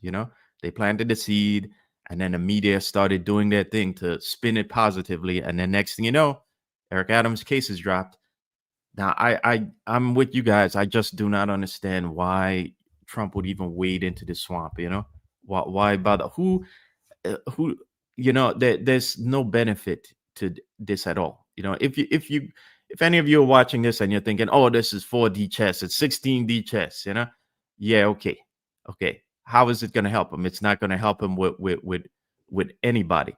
It's not going to help him with women voters. It's not going to help him with minority voters, because minority voters, even black voters, are seeing the behavior from Diddy and have been calling this out for years. And there's nobody that looks at his behavior and thinks that this is a guy who needs to be pardoned. Okay, there's nobody who says this guy is going to be beneficial to he's an asset to America, So I just don't understand why Trump is getting into bed with these unsavory characters when he should be focused on the agenda. Trump right now, he's talking as though he's actually done something. What has he done? What has he done? And if you tell me the economy as well, the bond market right now is telling me otherwise right now. Okay, and the stock market with its wild swings is telling me otherwise. Okay, so I want to know what exactly this is. Like Sal said a couple episodes ago, he says we need to see more doing and less saying, and more focused on the core agenda, and not get sidetracked by the swamp rats. Okay, like Eric Adams and Diddy. Yeah, no, it was totally pre-programming, dude. I was like, this is exactly what happened prior to the Eric Adams, like word for word. And people are in here. He's not going to pardon Diddy. Like, why? Because you're attached to him because you voted for him. I voted for him too. Like, why is this conversation brought up? And did you like his answer? Because his answer to me was completely disgusting. I know people are thinking about it. That means we've talked about this. That means there's people that are like, oh, there's people around me that are saying that I should.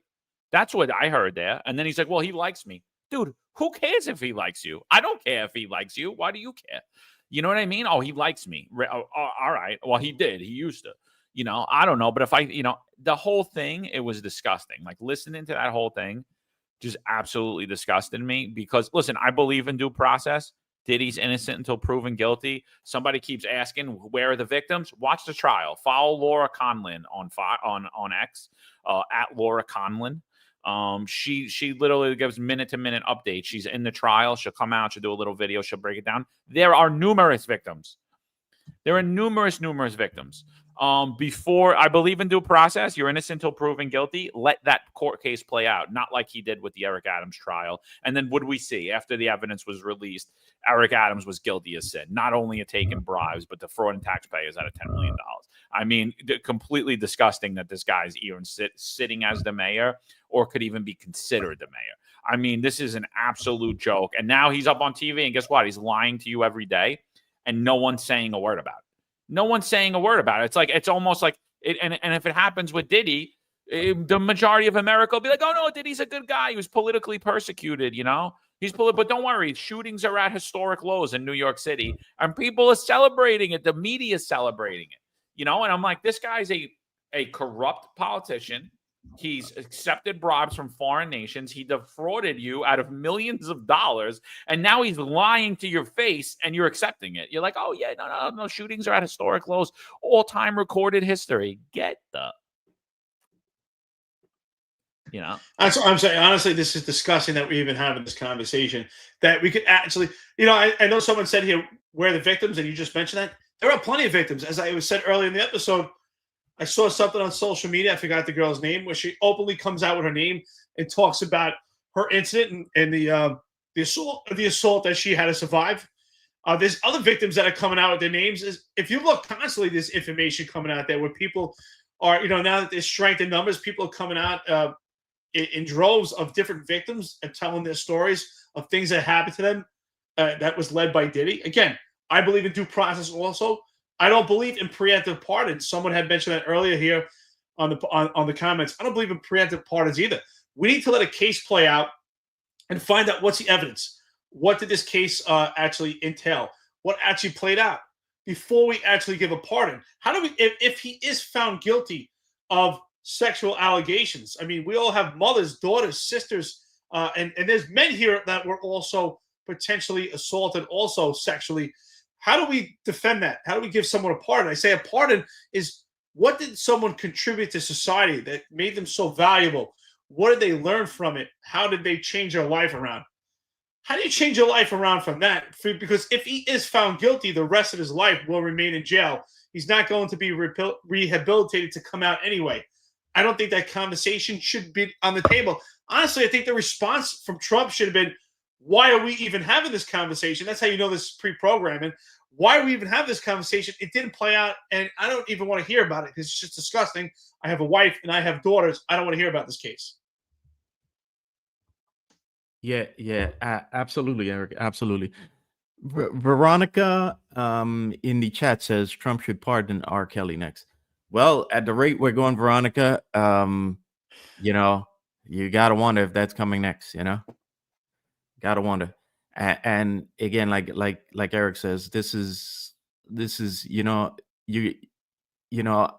just got to think of the women in your lives, and a predator like Diddy, like the things he's done to women, this is bad news, and the administration should go nowhere near this. They should let the trial play out.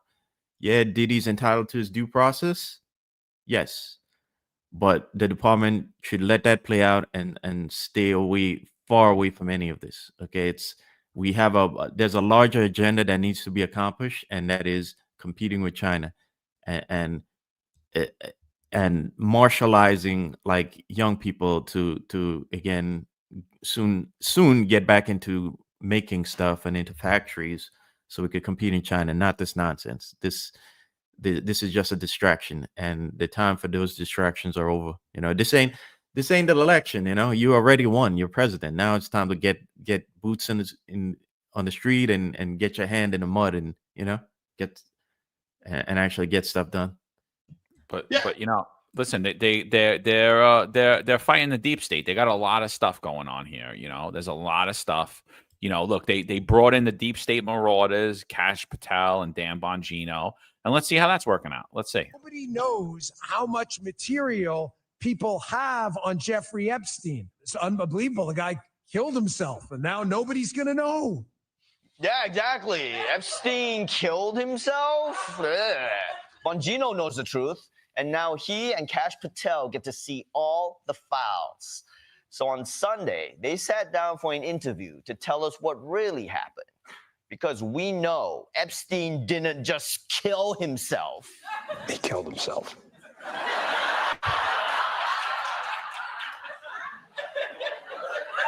What? He killed himself without air quotes?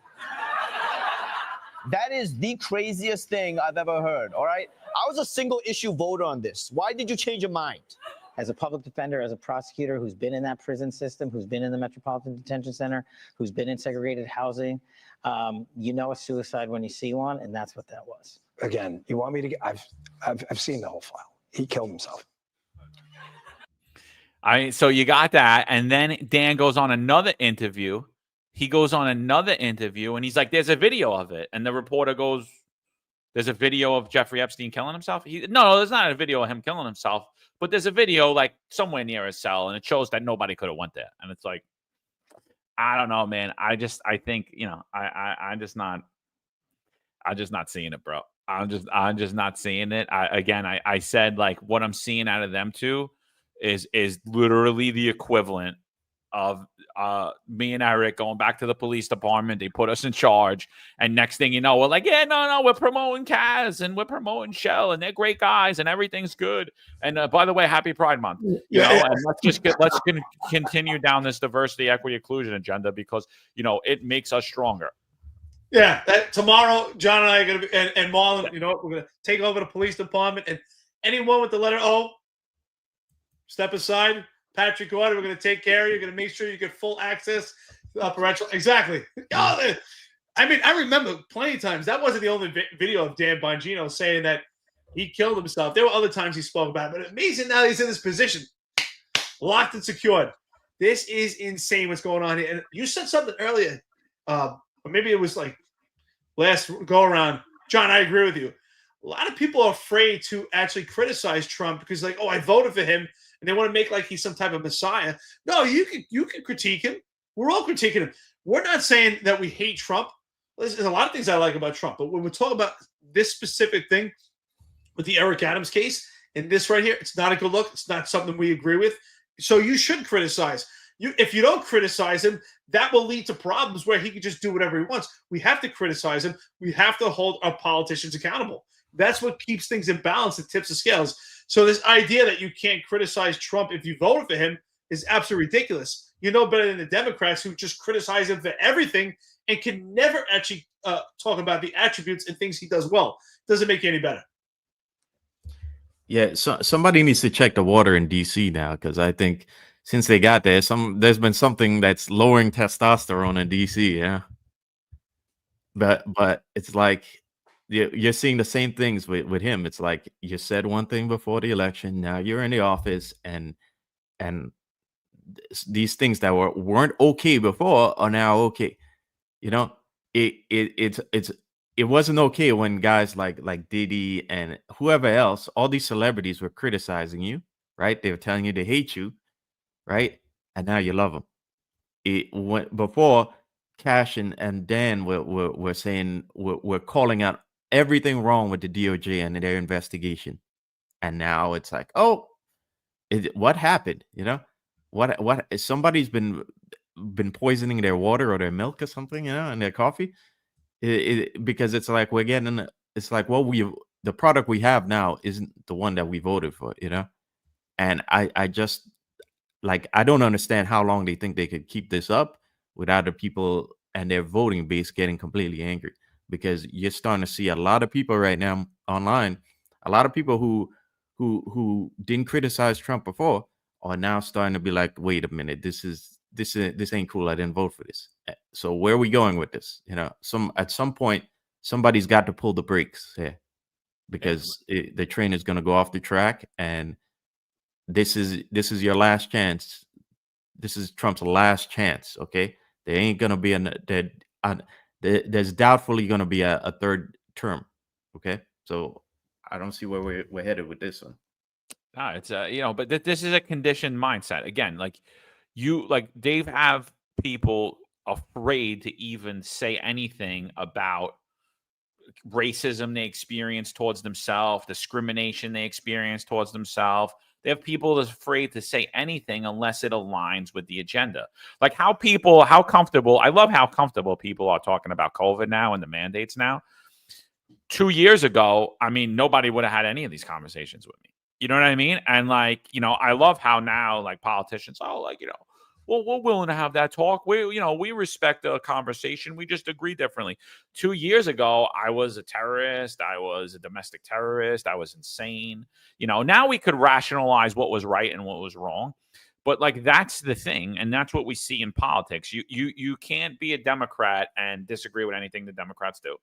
If you're a Democrat, you have to love Drag Story Hour. You have to love mandates. You have to love open borders. You can't criticize anything that they say. You can't have a nuanced opinion. And when you're a Republican, you can't criticize anything the Republicans do. And that's how this whole society is being conditioned. It's being conditioned that you have to just, no, Trump's great. He's the best. Everything he does is awesome. Everything he does is perfect. Everything he does, I love. Dan Bongino, I'm a Dan Bongino army. It's everything he does is great. It's no, I'm allowed to be an individual. I'm not part of this group. I'm not in this tribe. I align myself. I believe I align more with the Republican Party. But now as I'm sitting here watching this, I'm saying, is there even a Republican Party? Or is it just one big uniparty? Because it looks like it's all a game, And I had put something out. Yes, I wrote an article about how establishment Republicans and establishment conservative media are actually helping the socialist Zohran Mamdani get elected in New York City. And everyone's attacking me, by the way. I got so many texts. Take that down. You don't know what you're talking about. You're pushing a false narrative. You're pushing an agenda. I'm like, no. I'm like, this is what I'm seeing. And I wrote the article based upon what I'm seeing. I'm seeing conservative media trash Andrew Cuomo day in and day out and day in and day out. I'm seeing Trump's DOJ attacking Andrew Cuomo day in and day out. I'm not a fan of Andrew Cuomo. Me and Eric did several episodes on Andrew Cuomo, so it showed you what a phony he is. But I'm watching exactly what's happening. And I'm like, they're diminishing Andrew Cuomo. And what's that doing? Zohran Mamdani is surging in the Democratic primary polls. And why are they doing that? Why are they doing at the same time they're throwing Eric Adams on all these conservative podcasts, going on all this conservative media, just totally disregarding the fact that he was the poster boy for the Democratic Party not even 6 months ago? Just totally disregarding that he destroyed the NYPD, destroyed New York City, and the ramifications are still there. Why are they doing that? Because they want Zohran Mamdani to win the Democratic primary. Why do they want him to win? So that they could say that Cuomo can't beat him. What happens when they do that? Now here comes Eric Adams, who moved over as an independent because he knew all of the media in the Democratic primary, it was going to show how little money he was able to fundraise and how low he would poll, and it would make him look weak. So he moved to the independent line so you get a straight shot right to the ballot, right? And he doesn't look weak. And the whole time he's using his Republican allies in the media to attack Cuomo, to diminish him, to put him now on an even playing field. Vote for me. And at the same time they're doing this, they're sitting there trashing Zohran Mamdani's policies. He's a socialist. He's going to destroy New York City. If you elect him, it's going to be this, it's going to be that. And it's all these Republican talking heads doing it and Republican elected officials doing it.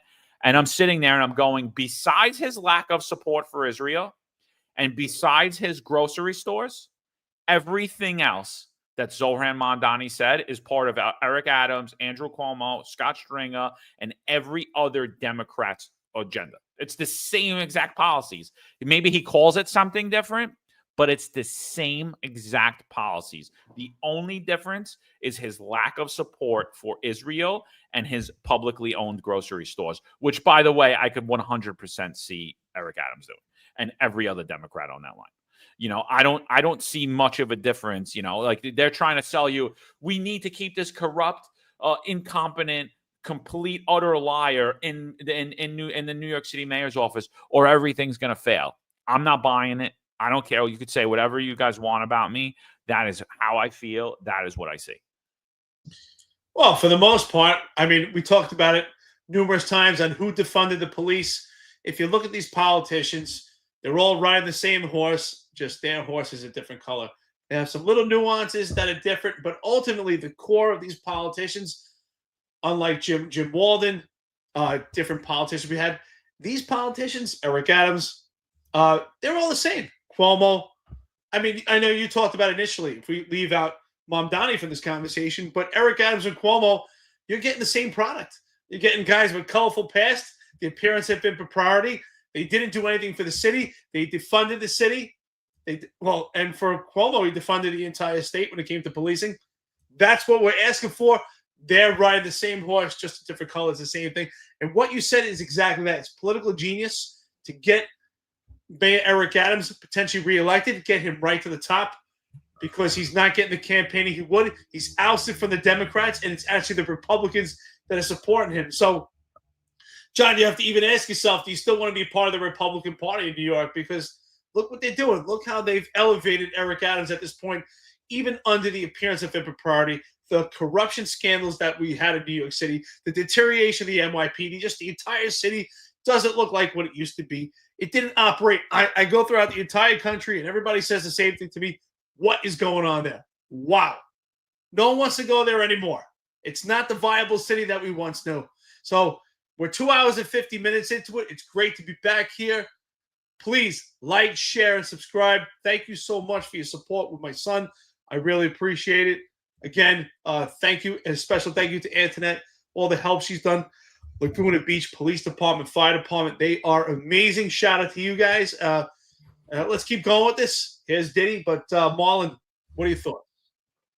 Yeah, well, I very much agree with that post that John put up there. It's the Hegelian dialectic in practice. They're off. It's thesis, antithesis, and synthesis. Basically, they're offering you a worse choice. They're trying to shift the dynamic so that you offer the worst choice, and since the alternative looks so bad, at first they're framing it as it's being so bad, even though, like John said, a lot of what Zohan wants is the exact same thing that all the other Democrats want, right? But they're framing it so bad that when they bring in their choice, Eric Adams, you want it, their choice, and they do that a lot. Exactly, Chronicles of the Collapse. It's problem, reaction, solution. And this is their playbook all the time. This is their playbook when they say to bring order from chaos. They cause the chaos and then have you begging, wanting the solution that they offer, even though under normal circumstances you would never accept their solution. Okay, but I hope everyone's paying attention to what's going on here and what exactly is happening, because there's clearly seems to be a shift going on here, because you if you're on the right, you're being acclimated to accept guys like Diddy, guys like Eric Adams, right? And you're being acclimated not to talk about certain like honey trap intelligence assets who ran an island in the Caribbean where he trafficked people, right?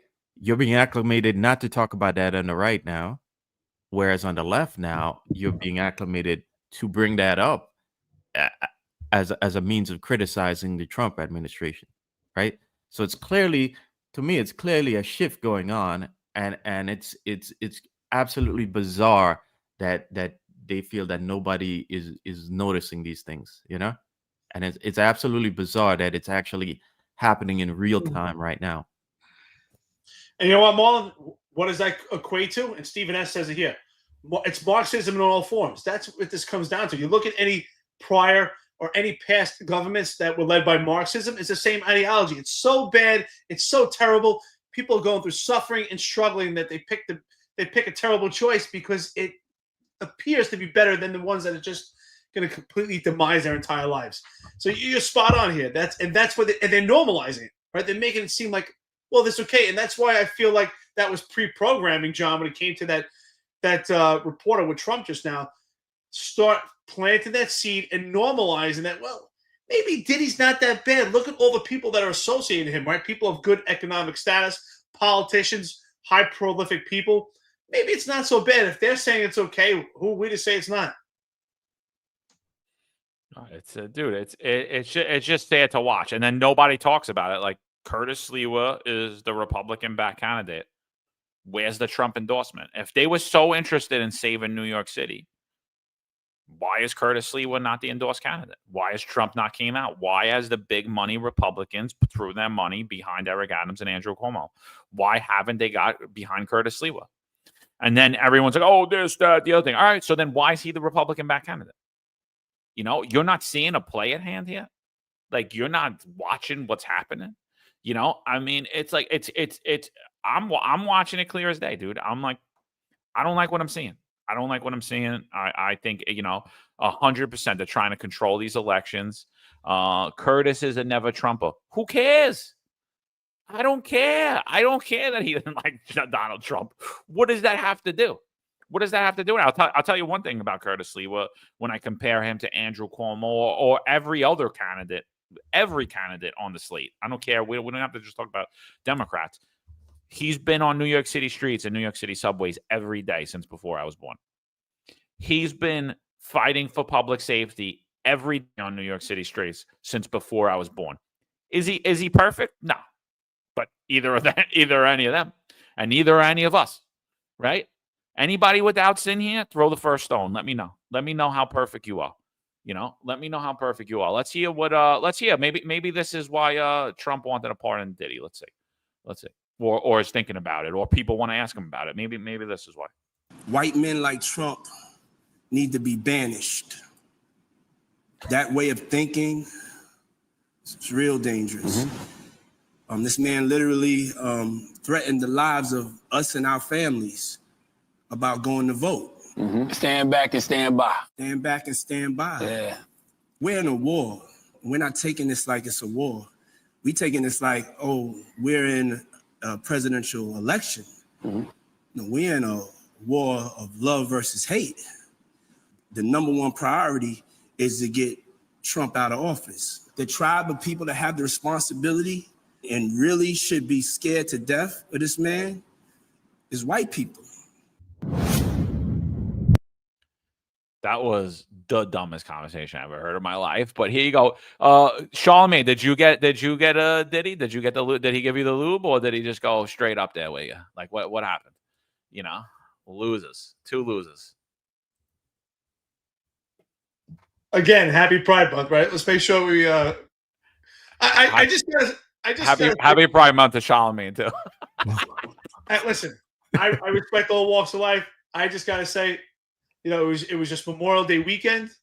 I'm like, wow, Memorial Day. We're talking about, honoring all the men that lost their lives in war, and they get a weekend. People celebrate barbecuing, and then Pride Month, they get an entire month. I don't know. This seems a little strange to me. Yeah. This is the whole balkanization I was talking about earlier. I thought I voted to help save New York, and do we still have congestion pricing? Yeah. Do we still has anything changed in New York City? Yeah. In fact, again, like I said before, you're now being acclimated to accept Eric Adams and to accept all that he did. So is New York being saved right now? In fact, so everyone is aware of City Council a couple of days ago, they voted to basically it was a kind of a gesture, but they voted to give consent to a proposed state law that's effectively going to put cameras on sanitation vehicles now, right? So I thought I voted for New York not to become a police surveillance state. But no, we're still getting that. You're going to have cameras on every block, on everywhere now, everywhere. So you're still getting the drones, you're still getting the AI, you're still getting that surveillance police state, even though you thought you voted for us not to be under some sort of technocratic state. So this is all very disappointing to see, and it's totally not the product that I voted for. 100%, dude. Listen, last thing before we get out of here, wind farms, right? So New Jersey Shore. My sister owns a house down. One of my sisters owns a house down the New Jersey Shore, right? So what was being presented by the governor Murphy was that they were gonna basically litter the whole shoreline with wind farms. They were gonna destroy New Jersey's greatest asset, right? The New Jersey Shore. Like, that's it. Other than the Jersey Shore, Jersey's trash. Like, you know what I mean? Like, I'm sorry. It just is what it is. The taxes are high. The weather's horrible. Traffic's getting bad. You know, it's the crime rate's getting bad. You know, even in the upper class neighborhoods, you're getting car thefts. You're getting a lot of things that you traditionally wouldn't have. And your services are horrible. You're paying for your sanitation. You really don't have much of an ambulance service. Like, it's Jersey's trash. Like, besides the Jersey Shore is its greatest asset by far.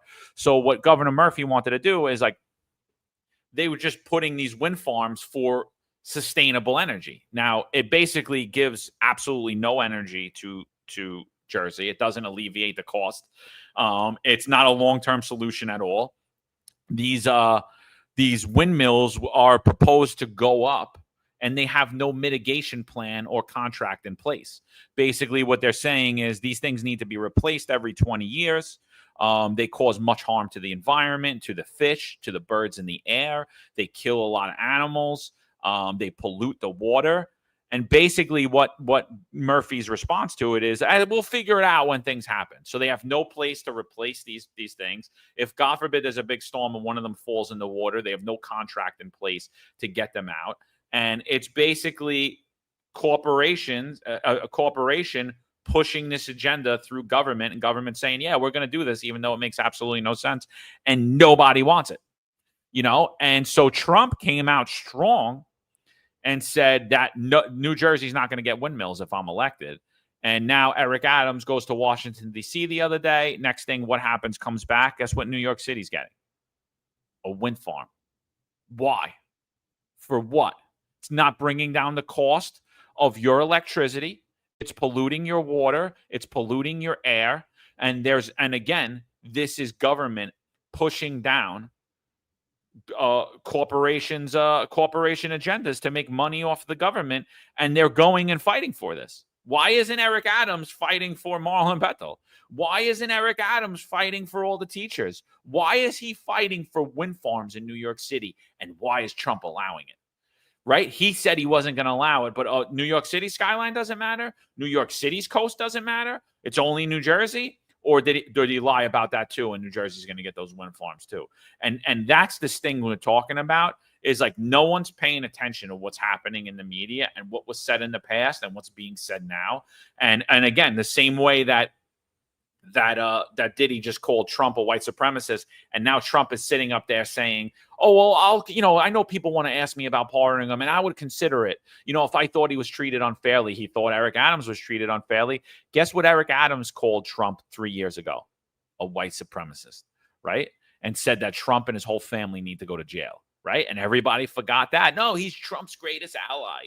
And so, you know, that's why people hate this show. That's why people hate our social media, is because we break through the nonsense and noise and the political theater that you're watching. And it's all political theater. New York, along with the federal government, this is not what I voted for. It's not. Well, it's funny you say that, right? Because Marlon, you mentioned earlier, right? And I hear it all the time where people say, you don't get it. Trump's playing 4D chess. And Marlon, I know you said 16D chess. I'm like, what does that mean? And I said to myself, I thought about this. You know what? Maybe you're right. Maybe Trump is playing 4D chess, but he's doing it for Trump because he knows that Eric Adams was trashing him before, but now Eric Adams is in his pocket. Maybe he knows P. Diddy trashed him in the past, and now if he pardons P. Diddy P. Diddy's in his pocket, and Trump is a businessman. So he starts putting people in his pocket, and how does he benefit? He benefits through real estate. We talk about casinos and these wind farms. Who's benefiting also by these wind farms being built? Who gets a payout? Which private contracts are these? Because these wind farms, they don't give people a depreciation on electric energy. They're still paying high prices. And we know Jersey politics is so corrupt. And if any New York politicians want to take part with what's going on in New Jersey, they need to have their head examined, because you're absolutely right. New Jersey's just complete trash, especially when it comes to corrupt politics. They have the most corrupt politics in the entire nation. It's the most dense populated state in the entire country, not the city, but Jersey as a whole. And look it up. New Jersey is the most densely populated, and with that, we get the most densely populated corrupt politics. So to follow in that is absolutely ridiculous. But again, who's making money off it? So if you want to talk about 4D chess, maybe that's where the 4D chess is at. Yeah. How does any of that benefit those states, and really improve and make people want to stay in those states? It must be so as one of these people in these blue states who voted for him, it's so disappointing to see this. And it's also, it really black pills you in a way, I try not to, but it really does black pill you, because like you look at it, I live in a good patch of Queens, but again, I've said it before, like if the rest of the city is deteriorating, then it doesn't matter if my patch is good. Eventually I have to walk out that little patch. I have to go to a grocery. I gotta see the rest of the city. The rest of my family's in other parts of the city. So when you see things like this happening, you have to wonder, how much longer do I have in this area before I have to go to someplace with a better quality of life too, and with a just a quality of life that's it's something that's more hopeful for the future. And again, we're seeing these things happen in blue states, but we're seeing, again, to me, and from my experience being in Florida, I see a different world completely. I see a place that's getting more young people, that's getting more businesses, that's improving infrastructure for the betterment of the people. Florida recently built something called the Bright Line, and I've seen a couple of videos on it, and I think it's just fantastic. It's a high-speed train that goes from South Florida all the way up to Orlando, and they're thinking of connecting it to Tampa in the West, and that's fantastic. That this is things that brings more business to your area. It allows people to spread out more in Florida and still be able to work in a big city. And what do I look at New York State and places like Jersey? What are you doing to improve the infrastructure and to compete with places like Florida and places like Texas, which are just getting more businesses and just building? And this is what my big fear is of balkanization is parts of the country are going to do well while the parts are going to deteriorate. And the certainly the Republicans won't care, because it's not their areas. It's not the places that elected them, so they're going to play ball in those areas, and they're going to be the kind of president that people voted for in the red states, because those are where the voters to them matter. And that's a terrible outcome for those of us who voted for say Republicans in blue cities and states. That's why you gotta laugh. I gotta laugh at DeSantis, what he said. I thought it was gangster. DeSantis said it's so easy to figure out what to do in Florida. He goes, I just look at New York, Illinois, and Chicago, and LA, and I just do the opposite. He's like, that's the answer. It's like, right? Their politics is so upside down. I just do the opposite, and Florida's got the template. You're right. Years ago, it was just old people that went to Florida as a retirement home. Not anymore. Flourishing place. Mm-hmm. Right. 100%. I mean, if you want to be a good mayor, just do the opposite of what Eric Adams does. You might not be as successful as him, though, because, but like it's sad. It's a sad state of affairs. All right, listen, we've been going 3 hours, 10 minutes. We've got about 13,000 people on here. Appreciate all you guys for joining this morning. Anybody new, do us a favor, go over to our YouTube, check it out, at The Finest Unfiltered. Give us a like, share, subscribe, hit the notification bell.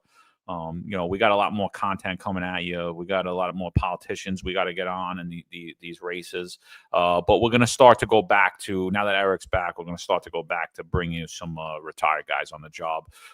Those are my favorite interviews. I think that you guys like them the most too. Just see real people that you never heard of, you don't know, and hear their stories and their thoughts and their opinions. So we're going to start to get back to that too. Election season, like the primaries are going to get behind us, but a couple more political interviews, and then we're going to get right back into the people that matter, the people in law enforcement, the people that are trying to help out law enforcement.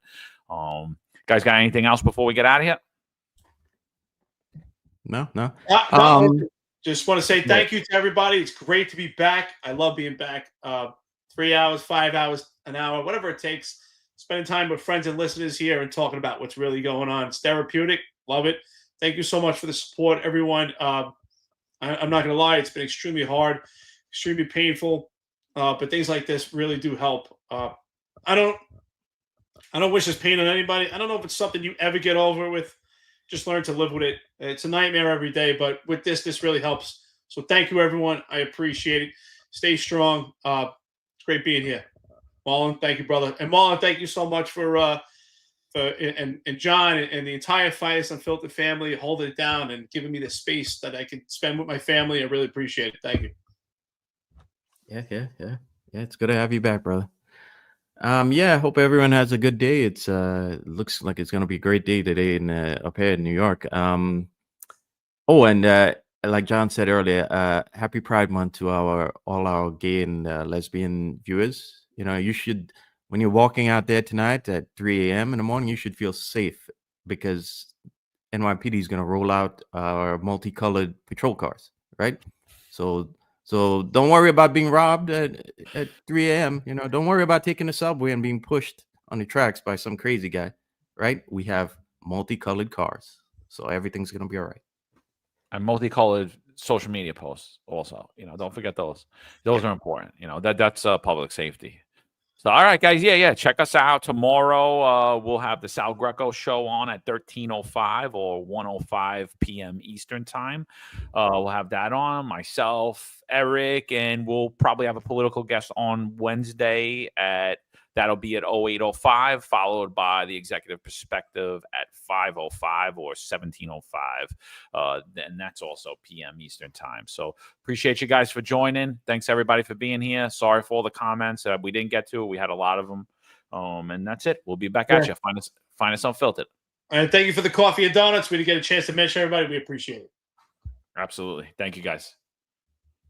There's a handful of retired officers that don't live in the state that have a lot to say about the dream team, as I like to call it. All of a sudden, they retire and have a master plan on how to fight crime, but nothing to contribute when they were here. They want to come back and be part of the dream team. What can I say?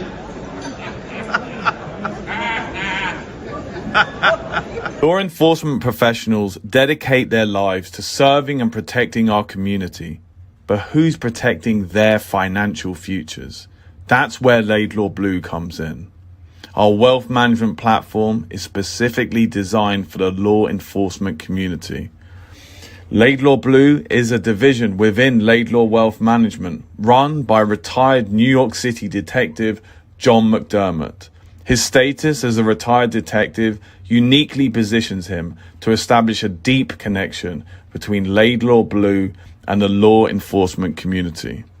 Our platform is easy to use and provides a range of financial services, including investment management, retirement planning, and insurance solutions.